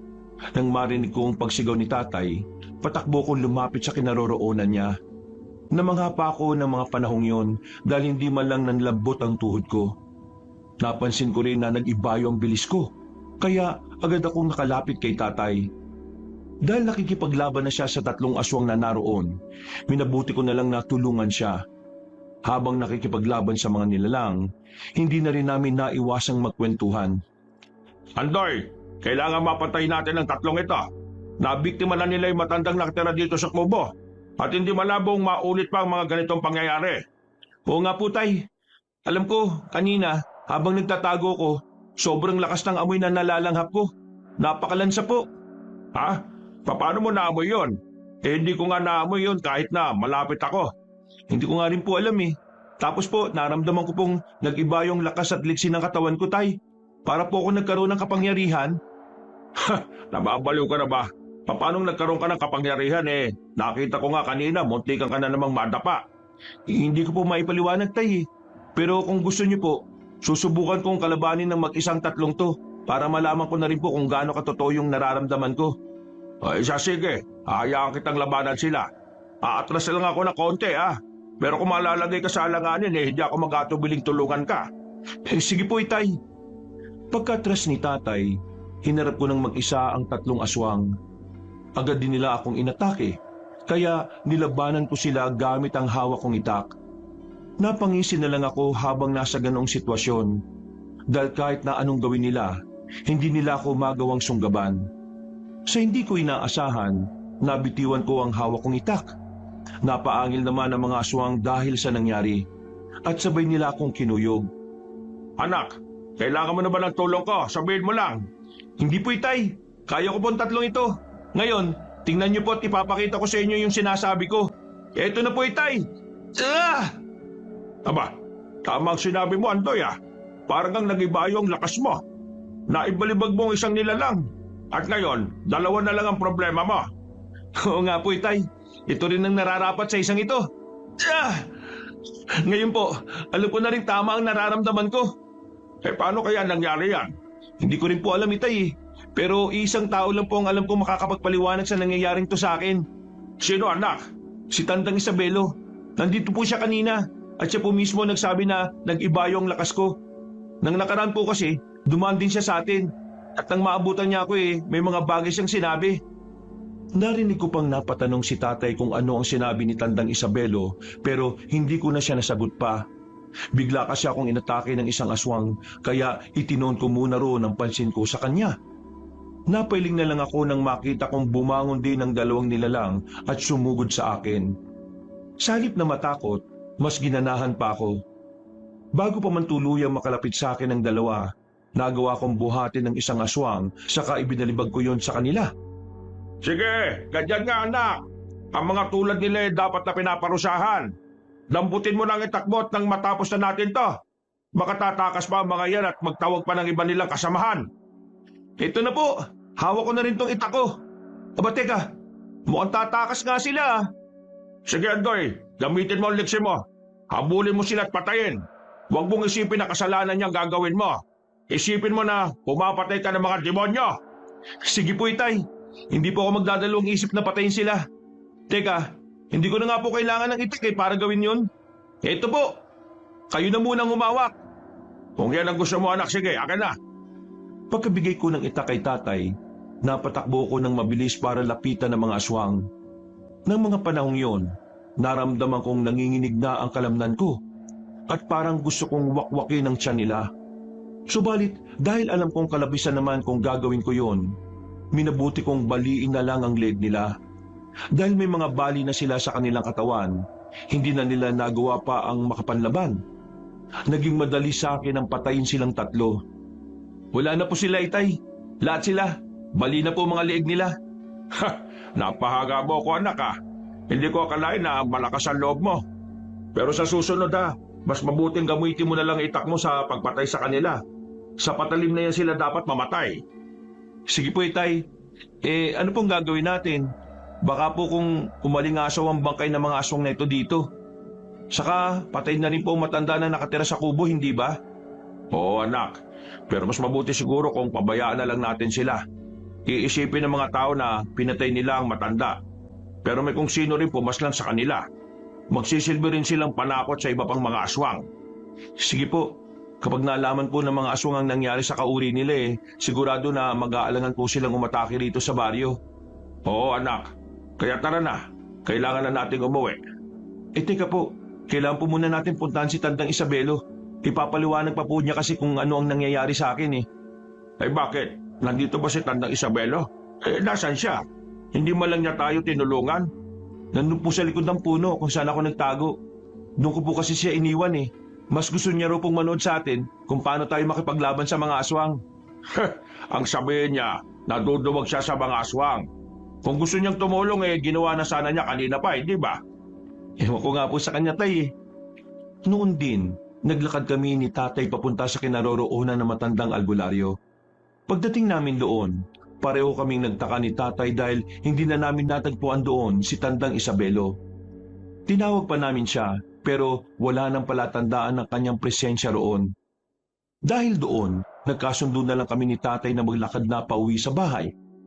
Ang hindi ko lang talaga maintindihan sa ginawa ng matandang albularyo kung bakit hindi ba lang siya tumulong sa atin. Saka, anong ginagawa niya ron kung wala naman siyang balak na kalabanin ng mga aswang? Oo nga po itay Ano nga po kaya kung puntahan natin siya para usisain? Hindi po ba hihingi rin tayo ng pangontra sa kanya? Sasama na lang po ako sa inyo. O siya, sige. Pero sa ngayon, mas mabuting magpahinga na muna tayo. Isa pa pala, maligo na muna tayo sa balon. Baka kasi magising ang nanay mo, usisain pa kung anong ginawa natin Sige po tay. Kumakapit po kasi sa balat ko yung lansa ng aswang na yun Isa pa po, nagtilamsikan kanina yung mga dugo nila.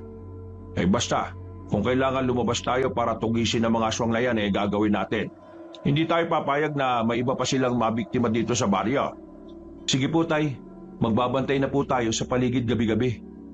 Pagka-uwi namin, naligo na muna kami ni tatay.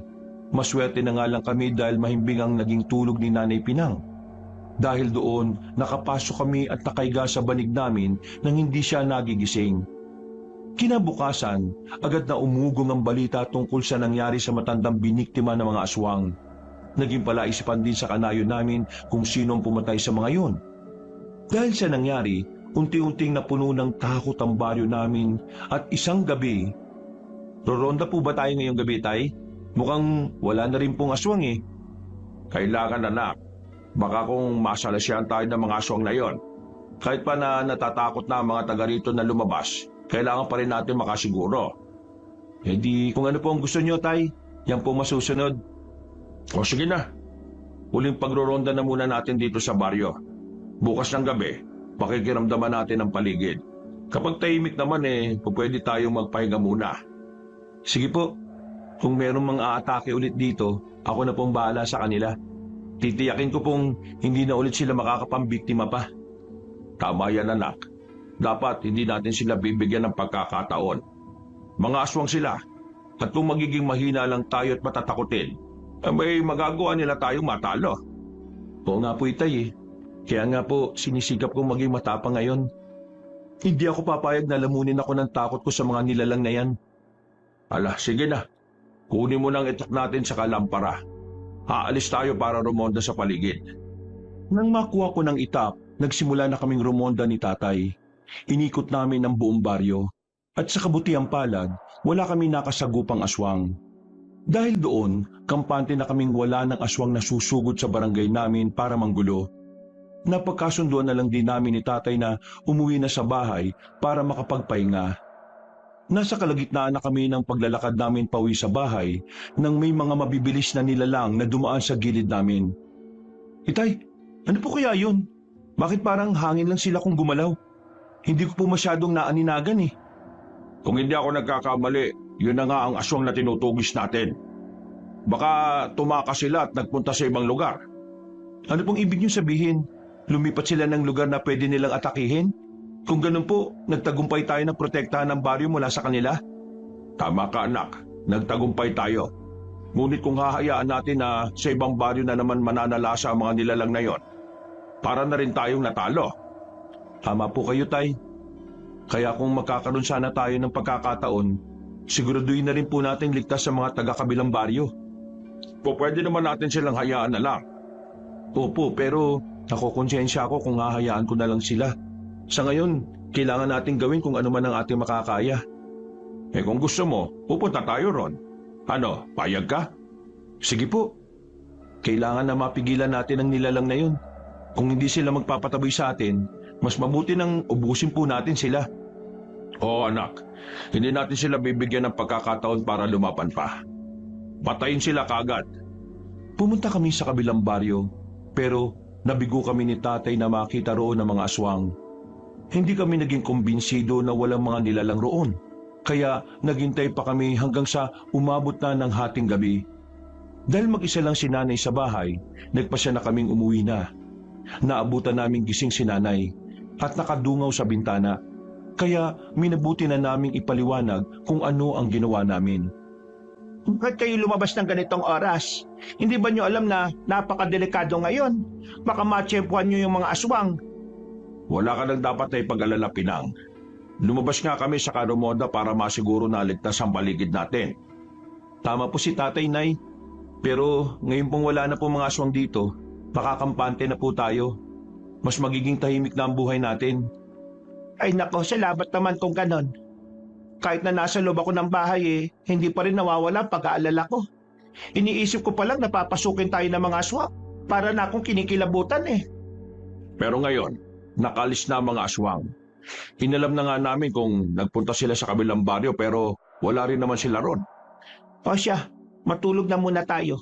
Bukas na lang natin ipagpatuloy ang kwentuhan. Mas mabuti pa nga. Nakaaramdam na rin ako ng antok Maaga pa akong pupunta sa bukid bukas. Aalamin ko kung anong pananim ang pwede kong itanim doon. Oo. Andoy, patulog ka na rin. Lumalalim na mga mata mo. Noon din, nagpasya na akong bumalik sa higaan ko. Sinikap kong makaidlip at sa kabutiang palad, nakatulog din ako. Dahil hindi na nanalasa ang mga aswang sa kabilang baryo, nakampante akong nakalis na sila. Ganun pa man, sa hindi ko malamang dahilan, may kung ano akong hindi maipaliwanag na nararamdaman patungkol sa kapaligiran ko. Makalipas ang ilang araw, dahil may nakabinbin pa kaming gawain sa bukid, maaga kaming umalis ni tatay papunta doon. Sa hindi namin inaasahan, nakasalubong namin si Mang Patricio at Oliver na nagmamadaling naglalakad. Mang Berting, Andoy, ang aga nyo yatang pumunta sa bukid. Maraming salamat sa pagpapatuloy nga pala sa amin ng anak ko, ha? Kuya Andoy, hindi na po kayo lampa? Hindi na kayo nadadapa? Teka, bakit bigla naman ang alis nyo? Saan na kayo pupunta niyan? Hindi ko alam pero mukhang nagiging delikado na ang baryong ito sa amin eh. Hindi na ito mabuti para sa plano ko para sa amin ni Oliver. Bakit po? Ano pong ibig niyong sabihin, Mang Patricio? Huwag na kayo magkaila pa. Alam niyo kung ano ang ibig kong sabihin. Hindi namin alam kung anong tinutukoy mo, Patricio. Pero iisa lang ang naiisip kong may kaugnayan sa sinasabi mo. Mga aswang. Yan nga. Kung ako sa inyo, itigil na ninyong panunugis ng mga aswang. Hindi nyo alam kung anong magiging epekto niyan. Hindi lang sa inyo, kung hindi pati na sa mga taong nakapaligid sa inyo. Dadanak lang ang dugo rito kung ipagpipilitan nyo ang gawain yan. Paano po ninyo nalaman na gawain namin yan? Sino po ba talaga kayo? At anong pakay nyo sa baryong to? Hindi na mahalaga yon. Aalis na kami ng anak ko rito. Nabulilyaso na ang plano ko eh. Kung naging maingat lang sana kayo, hindi kayo makikilala. Yun nga lang, mas nakilala kayo dahil sa pagiging lampan ni Andoy. Anong planong tinutukoy mo? Huwag mo sabihin na totoo nga ang hinala namin na kayo mga aswang na nananalasa rito. Oo nga po, simula nung dumating kayo rito, mas naging agresibo na ang mga aswang eh. Isa pa po, pati si Tandang Isabelo, minsan na rin nagbabala patungkol sa inyo. Tandang Isabelo? Ang matandang albularyo? Siya pa talagang nilapitan nyo, ha? Bakit ka napatawa? Huwag mong sabihin na totoo sinasabi niya. Ikaw bang aswang na nananalasa rito? Hindi sumagot si Mang Patricio kay tatay. Nagpatuloy siya sa pagtawa at nagsimula na silang maglakad palayo ni Oliver. Napailing na lang ako, Kabanong. Dahil hindi man lang sumagot sa mga tanong namin si Mang Patricio. Ganun pa man, minabuti na lang din namin ni tatay na maglakad papunta sa bukirin namin. Habang nagtatrabaho ron, hindi namin maiwasang mapagkwentuhan si Mang Patricio. Napansin mo pa yung reaksyon niya nung akusa natin siya na siya ang aswang na nananalasa rito, Andoy? Opo, tay. Parang nababalisa siya eh. Pati nga po si Oliver napayuko. Parang nahihiya. Basta, hindi ko po maintindihan, tay eh. Ngayon nakalis na sila rito sa baryo. Hindi na natin sila magagawang matyagan. Pero kung tuluyan ang nawala ang mga aswang dito, ibig sabihin lang yan, totoong hinala natin. Oo nga po, tay. Paano po kaya kung punta natin yung kubo natin? Ilang araw rin sila ron eh. Kung talagang aswang sila, kahit kaunti lang may maiiwan silang ebidensya. Sige anak, mas mabuti pa nga. Pagkatapos ng ginagawa natin, dadaan tayo ron. Tingnan din natin kung anong sitwasyon ng kubo nating iniwan nila. Sige po, itay. Bilisan na lang natin ang pagtapos nito para magawa na kagad natin ang binabalak natin. Nang matapos na namin ni tatay ang paglilinis ng pilapil at ang pagtatanim namin, agad kaming dumiretso sa lumang kubo namin. Inalam namin kung may mga naiwan sila Mang Patricio ron, pero wala kaming nakita. Maliban sa isang gutay-gutay na damit na puno ng dugo. Sinabi ni tatay na kung karaniwang tao lang si Mang Patricio, hindi sana magiging ganun ang damit niya. Paano po kaya nagkakamali po tayo, itay? Paano po kung isa pala siyang manunugis ng aswang? Baka po nakipaglaban siya sa aswang kaya naging ganitong damit niya. Ano ka ba naman? Nakita mo naman na kahit lampa ka, parang mas mahina pa nga siya sa iyo eh. Hindi naman po natin mahuhusga ng taong yun. Hindi nga natin siya nakausap ng matagal, di ba? Oo nga, no. Paano kaya kung totoo yung naiisip mo? Kaso, kung manunugis siya, bakit hindi man lang natin siya nakita nung may mga nakasagupa tayong aswang? Sa bagay, may punto rin po kayo. Mabuti pa nga, si Tandang Isabelo nandun nung sinubukan nating tulungan ng matanda eh. Yun nga lang, nabigo tayo. Mas nauna pang kainin ng mga aswang ang laman loob na matanda kaysa sa pagdating natin eh. Teka, paano po kaya kung si Tandang Isabelo po yung pinuno nila? Paano po kung isang ang manunugis si Mang Patricio at ang matandang albularyong yon ang kanilang hinahanap dito? Ay nako, Andoy. Ang likot talaga ng utak mo. Para kang bata eh. Tara na nga, umuwi na tayo. Gutom na kasi ako eh. Napatango ko kay tatay at nauna na ako naglakad sa kanya. Habang pauwi, hindi nawala sa isipan ko ang bagay patungkol kina Mang Patricio at Tandang Isabelo. Sinabihan ko si tatay na pumunta na kami sa bahay ng matandang albularyo para magtanong. Pero tumanggi siya at sinabing sa susunod na araw na lang. Pagka-uwi namin, kumain lang kami at napagkwentuhan namin ang pag-alis ni Mang Patricio. Isinuwalang bahala ni nanay yun at sinabing hayaan na lang namin ang mag-amang dayo. Kung ano man ang intensyon nila rito ay bahala sila. Ang importante, hindi nila tayo sinaktan. Pinatuloy naman natin sila sa kubo natin. Nasa kanila na yun kung ano ang isusuklin nila. Tama ka, pero ngayong nakalis na sila, malabo na silang bumalik pa. Kung talagang ang aswang si Patricio, mas mabuti na nga itong lumayas na sila sa baryo natin. Oo nga po, marami na rin kasi ang napirwisyo ng nilalang na yun eh. Kung nataon lang na nahuli namin si Mang Patricio na mayroong masamang ginagawa, malamang napatay na rin namin siya. Eh kung ginawa niyo yon, sigurado na magiging kawawang anak niya. Maliit pa si Oliver at sigurado na hindi niya alam ang gagawin kung sakaling may masamang mangyari sa ama niya. Sa bagay, pero kung talagang aswang nga siya, hindi pa babayaan ang kauri nila si Oliver. Ang kaso, panigurado na babalikan niya tayo pagdating ng panahon. Subukan lang niya. Hindi ako papayag na gagawin niya tayo na masama. Dadaan muna sila sa ibabaw ng bangkay ko. Ngayon na hindi na nanghihina ang tuhod ko, alam kong makakaya ko na silang labanan. Nagpatuloy kami sa pagkukwentuhan hanggang sa matapos na kami sa pagkain. Dahil natapos na namin ang gawain namin ni tatay sa bukid, nanatili muna kami sa bahay para tumulong kay nanay. Bandang 3:00 ng tanghali, minabuti kong tumambay na muna sa labas ng bahay. Sa hindi ko inaasahan, nakaramdam ako ng kakaiba sa hangin. Parang nagbabadyayo ng panganib. Kaya bahagya akong kinabahan. May kung ano rin sa loob ko na gustong kumawala, pero hindi ko alam kung paano. Nasa ganung kalagayan ako nang lumapit sa akin si tatay. Ibang-iba ang ihip ng hangin ngayon, ano? Parang may nakaamba na panganib sa atin. Yan nga rin pong naiisip ko, Itay. Hindi po kaya talagang nasa panganib tayo? Baka po may binabalak ang mga aswang laban sa atin eh. Ano naman kaya ang kasalanan natin sa kanila? Bakit kaya tayo ang pinupunteryan nila? Yan nga rin pong naisip ko eh. Kung tutusin, tahimik naman po tayong namumuhay dito. Oo nga, pero dahil parang nagbabadya ang hangin ng hindi magandang pangyayari, kailangan natin maganda. Sige po, Tay. Haasain ko po yung mga itak natin para mas madali natin masugatan ng mga yon. Sige anak, mag-iipon lang din ako ng mga tuyong sanga at dahon. Kapag umatake sila rito, gagawa ko ng siga para mas maging limitado ang galaw nila. Hindi nila magagamit ang kakayahan nila para makapagtago sa karimlan. Kayo po ang bahala, Tay. Nagpasya akong pumasok na muna sa bahay para hasain ang aming mga itak. Pagkatapos noon, nagpahinga ako para ihanda ang sarili ko sa posibleng laban. Kinagabihan, nagtaka kami dahil maraming kakaibang ibon ang umaaligid sa baryo.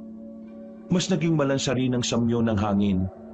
Kaya lalo pang tumibay ang hinala namin patungkol sa pananalasa ng mga aswang. Ang ikinatatakot ko lang noon ay baka kung madamay ang lahat ng kabaryo namin. Kinagabihan, Itay, parang mas nagiging matapang po ang amoy niya na. Kanina, hindi naman po masyadong malansa ang hangin eh. Isa lang ang ibig sabihin niyan, anak. Papalapit na rito ang mga aswang. Ipagdasal na lang natin na sana kakaunti lang sila. Dahil kung marami, baka malagay tayo sa alanganin. At mapagdiskitahan pa nila ang iba nating mga kanayon. Basta, kung lalabas man kayong dalawa, mag-iingat kayo ha. Baka kasi kung anong gawin sa inyo ng mga nilalang na yon. Huwag po kayo mag-alala, Nay. Kaya po namin ang mga sarili namin. Hindi kami papayag na matalo ng mga aswang na yan. Abay dapat lang anak. Hanggat maaari, protektahan din ninyo ang mga kanayon natin. Sa kabila ng mga pangungutya nila sa iyo, mga kanayon pa rin natin sila. Opo, baliwala na lang din naman po sa akin yun eh. Malakas na po ako kaysa sa dati. At alam kong hindi na ako magiging lampa ulit.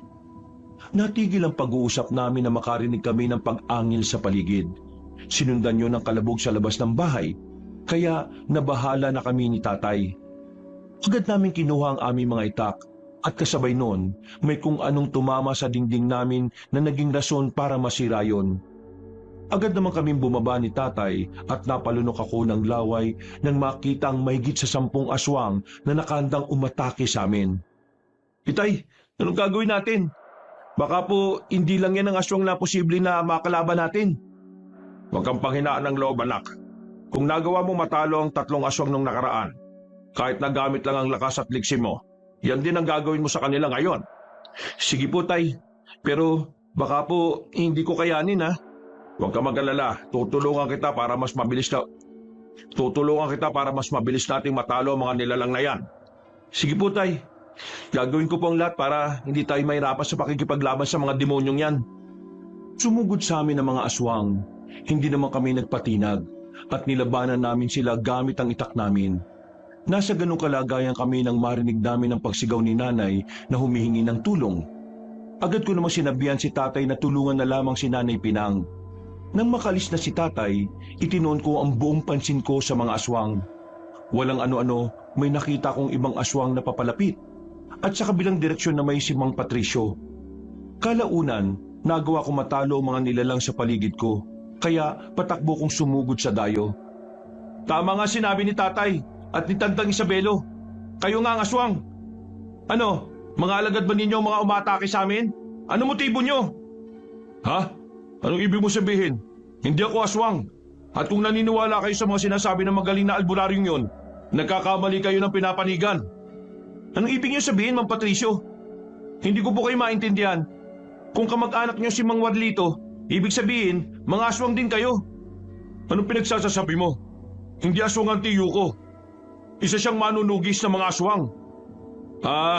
Alam ko na. May nagpapakalat dito na isa siyang aswang, tama? Eh kung hindi siya aswang, sinong totoong aswang? At sino ang may motibong magpakalat ng maling impormasyon? Si Tandang Isabelo. At nandito ako para patayin siya. Hindi ko akalain na marami pa rin ang mga alagad niya. Kaya wag mong ibuntun sa akin ang galit mo. Lingunin mo ang mga kararating pa lang ng mga aswang. Kung si Tatang Isabelo ang aswang, bakit niyo siya tinutugis? Saka ko na sasabihin, mukhang kailangan na natin bumalik sa bahay ninyo. Sigurado ako na gustong patayin ng mga aswang ang mga magulang mo. Nakita ko kanina si Tandang Isabelo at nang sundan ko siya, papunta pala siya rito. Kung papunta siya rito, bakit hindi mo lang namin siya nakita? Ayun, nakatayo siya sa harap ng grupo ng mga aswang na kasabay kong dumating dito. Tayo na, bago pa mahuli ang lahat.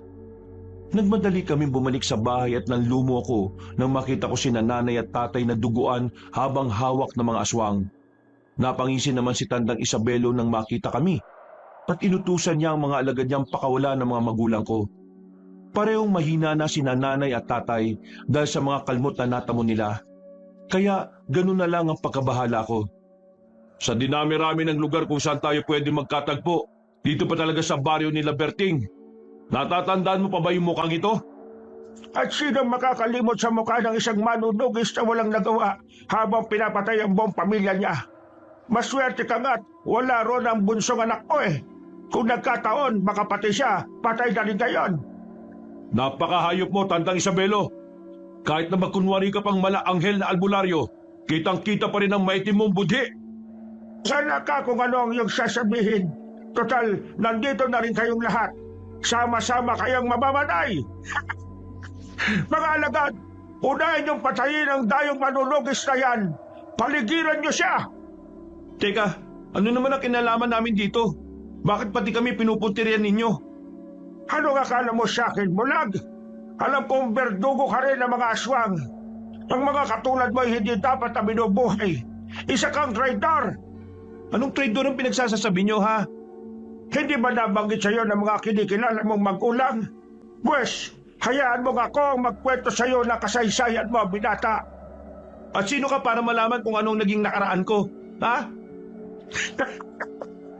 Hindi mo alam kung ano ang rason ng pagtatago ng mga magulang mo rito sa iyo.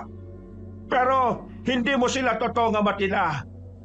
Ako ang nagdala sa iyo sa tapat ng pintuan nila para alagaan nila. Apo kita, Adnoy. Gusto sana kitang gawing kasangkapan para patayin mo ang ama mong manunugis. Pero nabigo ako. Nabigo ka dahil hindi umayon sa kagustuhan mo nangyari. Iniwan ko ang pagiging isang manunugis para alagaan ang apo mo. Minahal ko siya ng buong buo at nawala sa kanya ang puot na sinubukan mong sanang italim sa puso niya. At ngayon, nandito, hindi bilang lolo niya, kung hindi bilang isang kaaway. Wala kang silbi, Andoy, pero bibigyan pa rin kita ng pagkakataon dahil apo kita. Sumama ka na lang sa akin at bubuhayin ko kinalakyan mong mga magulang. Huwag anak, huwag mong pakinggan ang aswang na yan. Gagawin ka lang niyang panangga sa mga kaaway niya. At sa bandang huli, kapag hindi ka na niya napapakinabangan, itatapong ka lang niya na parang basura. Hindi ko gagawin yan sa iyo. Ipapamana ko sa iyo kakayahan kong kumain ng kaluluwa para mas maging malakas ka. Hindi ka matatalo ng mga manunugis. At ikaw ang magiging pinakamakapangyarihang aswang dito. Kung ganon, tama nga ang nakalap kong balita. Nanggagamot ka at ang kapalit nun, kinukuha mo mga kaluluwa ng pasyente mo. Pinapalabas mo lang na namatay sila sa ibang klase ng karamdaman o aksidente. Tumahimik ka, Patricia! Huwag ka makisawsaw! Mga kasama! Ano bang hinihintay ninyo? Bakit ba hindi niyo pa pinapatay ang manunugis na yan? Mga hangal! Halos hindi ako makapaniwala sa nalaman ko mula kay Tandang Isabelo. Sa halip na usisain si nanay at tatay, nagpasya akong tulungan na muna si Mang Patricio na labanan ng mga aswang. Naggalit naman ang matandang aswang kaya nilapitan niya si nanay at tatay. Napailing na lang ako nang biglang tumayo si tatay at nakipagpambuno kay Tandang Isabelo. Dahil mas marami ang aswang na kalaban ni Mang Patricio, minabuti ko munang tulungan siya. Huwag natin hayaan na matalo tayo. Huwag mong isipin na kadugo mo ang aswang na yan. Kung malaga ka sa kaniya, hindi ka niya gagamitin bilang pain kina Berting at Pinang. Oo nga po, Mang Patricio. Isa pa po, parang mas gusto pa ni Tandang Isabelo na maging masama ako eh.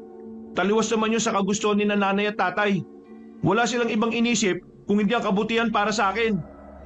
Ngayong klaro na ang lahat sa atin. Magagawa na natin ipagpatuloy ang labang ito. Pagbabayarin ko ang lolo mo sa ginawa niya sa pamilya ko. At hindi rin po ako papayag na gamitin niya ako sa pansarili niyang layunin. Lalong-lalo na, hindi ako papayag na saktan niya si nanay at tatay. Sige na, busin na natin ang mga nilalang na ito para mailigtas natin ang mga magulang mo. Huwag kang mag-alala. Alam ko naman na matatag si Berting eh. Makakaya niyang labanan si Tandang Isabelo. Pinagtulungan naming labanan ni Mang Patricio ang mga alagad ni Tandang Isabelo. Maging ang dayong manunugis ay namangha sa angking kong bilis. Kaya nakakumbinsi siyang may dugo nga akong aswang. Kahit na pinagtulungan ako ng mga nilalang, nagawa ko pa rin silang maibuwal sa lupa. Bago pa man sila makabangon, tinaga na sila ni Mang Patricio. Kaya tuluyan na silang binawian ng buhay. Pagkakita ni Tandang Isabelo sa amin, buong lakas niyang itinulak si tatay. Napalumpasay naman ang ama ko at agad siyang nilapitan ni nanay.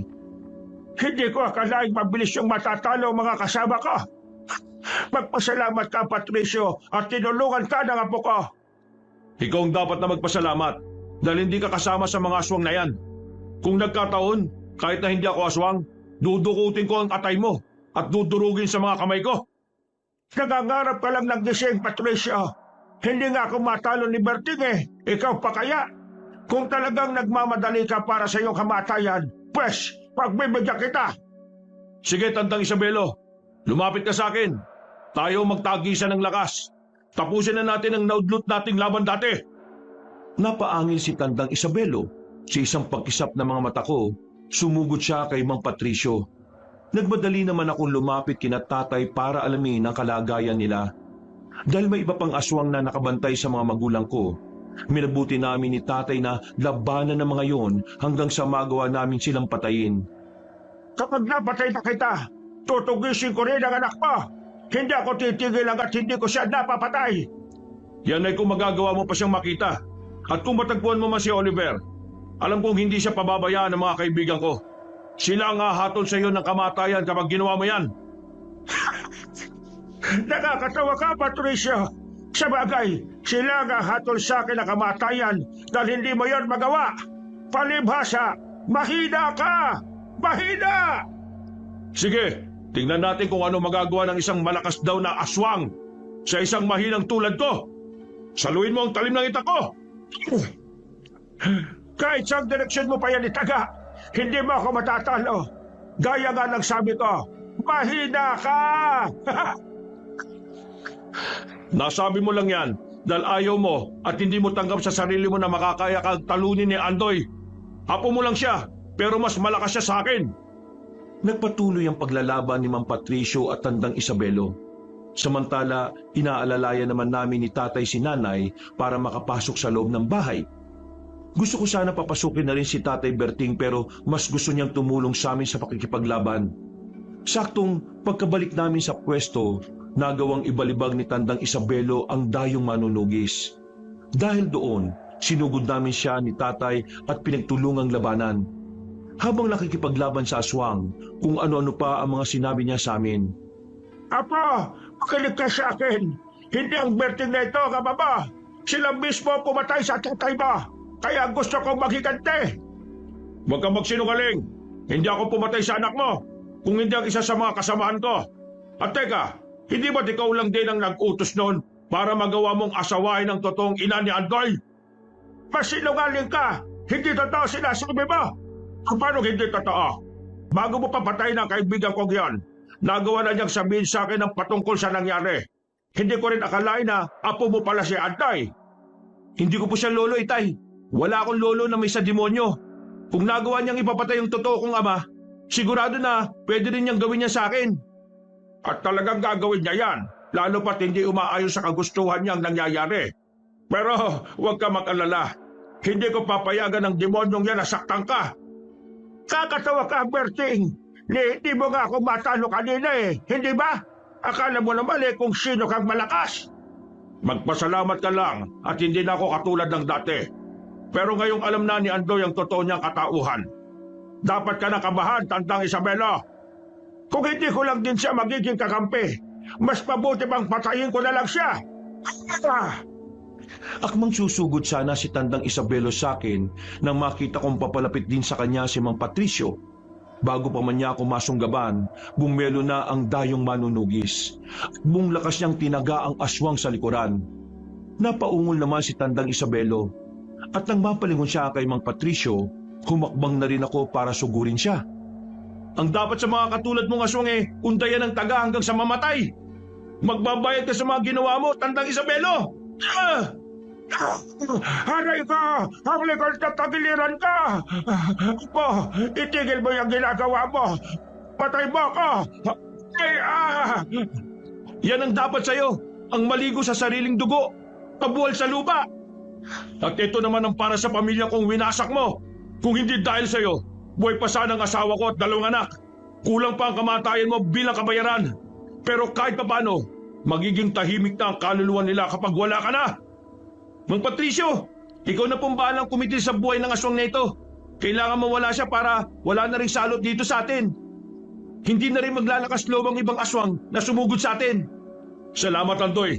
Patawarin mo ako kung papatayin ko ang lolo mo sa mismong harapan mo. Hapo ka! Bakit ginaganito? Hindi mo ako apo at lalong hindi kita lolo. Siguro sa dugo, oo. Pero sa isip at puso, hindi. Sinubukan pa akong hawakan ng matandang aswang sa binti. Pero tinaga siya ni Mang Patricio.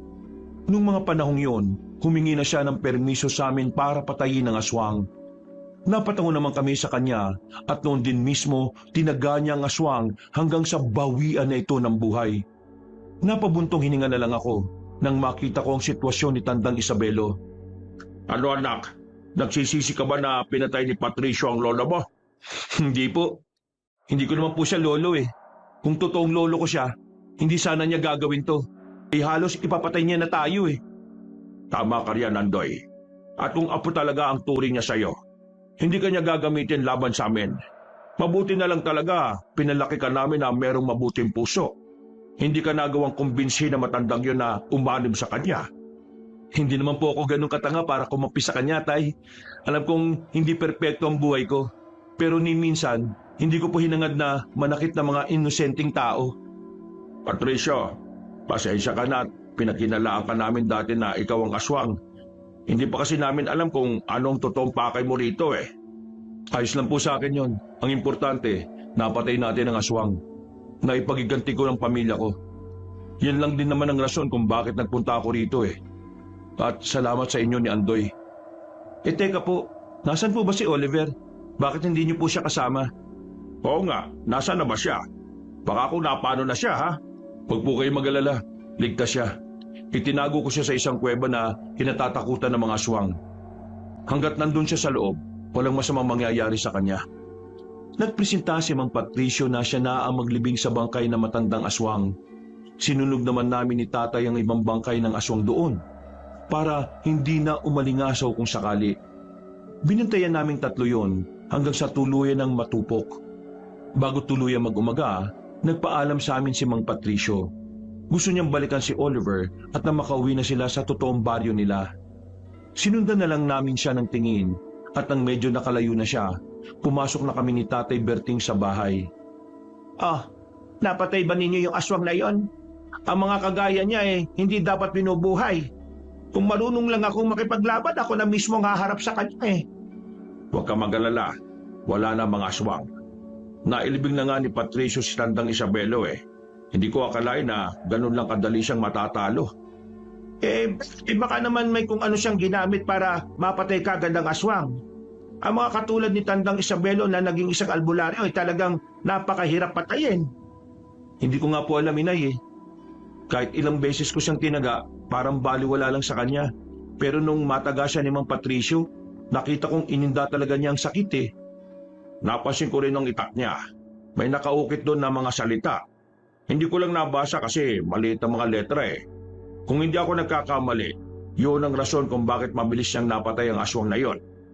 Dahil pasado 12:00 na ng hating gabi, nagpasya na kaming magpahinga. Kahit papaano, kampante na kaming walang mga aswang na mananalasa sa lugar namin. Laking pasalamat ko na lang dahil hindi na nagawang atakihin ng mga aswang ang iba pa naming mga kabaryo. Kinabukasan, maaga kaming nagising ni tatay para kumpunihin ang nasirang dingding namin. Mabuti na lang talaga at ito lang ang sinira ng mga aswang. Paano na lang kaya kung buong bahay natin ang winasak nila? Siguradong wala tayong masisilungan. Kaya nga po siguro kung medyo marupok na rin yung haligi ng bahay natin, baka nabagsakan pa tayo ng bubong. Malas lang ng mga aswang na yon dahil tayong kinalaban nila. Hindi yata nila alam na ang lampang si Aldoy kaya rin makipaglaban sa kanila. Magpasalamat na lang talaga sila at hindi pa ako eksperto sa pakikipaglaban. Kaya ano na ang plano mo ngayon, anak? Kung may dugong aswang na nananalaytay sa kaugatan mo, baka dumating ang araw maging katulad ka rin ng lolo mo. Hindi po mangyayari yan. Pipigilan ko ang sarili kong maging isang ganap na aswang. Maghahanap na rin po ako ng lunas para dito. Baka po may mga matataas na uri na manggagamot ang pwede makatulong sa akin. Hayaan mo't magtatanong-tanong ako. Baka may mga kaibigan ako makapagturo ng magagaling na albularyo rito sa atin. Maraming salamat po sa lahat, Tay. Saktong natapos na namin ni tatay ang pag-aayos ng nasirang dingding nang tawagin kami ni nanay para kumain na agahan. Habang kumakain, napagkwentuhan namin ang patungkol sa naging karanasan namin. Nangako rin si tatay na sa mismong araw na yon, magsisimula siyang maghanap ng albularyong makakatulong sa akin. Isang gabi, sa hindi ko malamang dahilan, ay parang may kung anong bagay sa loob ko na gustong kumawala. Nakaramdam na rin ako ng matinding uhaw at gutom, kaya tinawag ko si nanay at tatay. Anak, ano nangyayari sa iyo? Bakit lalaway ka't nanlilisik ang mga mata mo? Hindi kaya unti-unti na kinakain ng pagiging aswang ang sistema niya. Kailangan maagapan siya. Baka kung ano pa mangyari sa kanya kapag natuluyan siyang maging aswang. Ayaw ko po maging aswang ng tuluyan, inay. Itay, ano pong gagawin ko? Hindi ko po kayang pigilan ng sarili ko. Gusto ko pong kumain ng sariwang karne at uminom ng sariwang dugo. Huwag anak, pigilan mo ang sarili mo. Teka, may lubid tayo rito, hindi ba? Oo. Bakit? Ano bang plano mo? Itatali mo na parang hayop ang anak mo? Hindi ako papayag, Berting. Hindi hayop si Andoy. Kung sa palagay nyo yan ang makabubuti sa akin, gawin po ninyo. Basta ayaw ko po maging alimaw. Hindi po ako papayag na maging ganun ako. Sige, igagapos ka muna namin hanggang sa kumalma ka na. Kapag nawala ng kakaibang pakiramdam mo, kakalagan ka rin namin kagad. Sige, Berting. Susubukan ko rin siyang buhusan ng tubig. Baka matigil na ang pagiging ganyan niya. Hindi ako papayag na maging kagaya siya ng lolo niya. Hindi! Itinali nila ako sa kawayang bangko at siniguradong hindi makakatakas. Nang maigpit na akong nakatali, binuhusan ako ni nanay ng tubig, pero hindi nawala ang kakaibang init sa loob ko. Habang nasa ganong sitwasyon, ipinagdasal ko na sana'y kumalma na ako. Walang ano-ano, naisipan kong ipakagat kay tatay ang hinlalaki ko sa paa. Agad naman niyang ginawa. At saktong nakaramdam ako ng sakit nung mawala ang sumpong ng pagiging aswang ko. Ano, Andoy? Kalmado na ba ang pakiramdam mo? Hindi ka na ba sinusumpong ng pagiging aswang mo? Diyos ko naman, pagalingin po ninyo ang anak namin. Kahit paano po, maayos na po ko. Nawala na rin po yung kakaibang gutom at uhaw ko. Hindi na rin po umiinit ang loob ng katawan ko at parang may kung ano na gustong kumawala. Kung ganon, Berting, pakawalan na natin si Andoy. Kawawa naman siya sa kanyang sitwasyon oh. Mas mabuti po siguro kung mananatili na muna ako sa ganitong sitwasyon hanggang sa pagsikat ng araw. Baka po kasi kung sumpungin ulit ako sa oras na hindi tayo handa eh. Kung yan ang gusto mo anak, sige. Mas mabuting ang ganyan. Bukas na bukas din, susunduin ko na yung matandang Santiguan na nakilala ko. Siya ang tutulong sa atin para mawala ang pagiging aswang mo. Lilinisin niya ang dugo mo para hindi ka na maging ganyan. Sige po, maraming salamat po, Tay. Pasensya na po kung nagiging pabigat na po ako sa inyo. Ano ka ba naman, Andoy? Hindi ka pabigat sa amin. Mahal ka namin. At kahit na anong mangyari, dadamayan ka namin at hindi iiwan. Dahil sa nangyari sa akin, hindi na rin nakatulog si nanay at tatay. Kinabukasan, maagang umalis si tatay. Pagkabalik niya, may kasama na siyang matandang Santiguar. Gamit ang kalaman niya sa panggagamot, nalaman namin na malakas ang dugong aswang na nananalaytay sa akin. Ayon pa sa kanya, kung hindi ako ipagagamot kagad, baka tuluyan na raw akong naging aswang. Maliban sa gamutang ginawa niya, binigyan niya rin ako ng pangontra para hindi ako tuluyang maging aswang kung sakali. Sa kabutihang palad, habang lumilipas ang araw, unti-unti na rin akong gumagaling. Maraming salamat po at hindi niyo ako sinukuan. Kung hindi po dahil sa inyo, baka isa na rin akong halimaw ngayon. Hindi ka namin pwedeng pabayaan, anak. Dahil anak ka namin. Alam mo, Andoy, mahal ka namin ng nanay pinang mo. Tama ang tatay mo. Simula nang makuha ka namin hanggang ngayon, hindi nagbabagong pagmamahal namin sa iyo. Salamat po. Napakaswerte ko po talaga at kayo po ang naging mga magulang ko. Hindi ko po alam kung ano na ngayon ang kapalaran ko kung sa ibang tao ako napunta eh. Magpasalamat tayo sa Diyos dahil itinadhana niya na tayo ang maging magkapamilya. Magmula noon, naging normal na ako. Hindi na rin nangihina ang tuhod ko. At kalaunan, nakakalimutan na rin ng mga tao ang naging bansag ko dati. Makaraan ng ilang taon, nagpasya kami ni nanay at tatay na lumipat sa bayan. Naisip kong mas maiging doon kami dahil malapit sa pagamutan at malayo sa mga aswang. Sa ngayon, pareho na silang wala kabanong at nagkaroon na rin akong ng sarili kong pamilya. Hindi ko na rin itinago sa asawa ko ang nakaraan ko at maswerte ako dahil tanggap niya ang buong pagkatao ko. Wakas.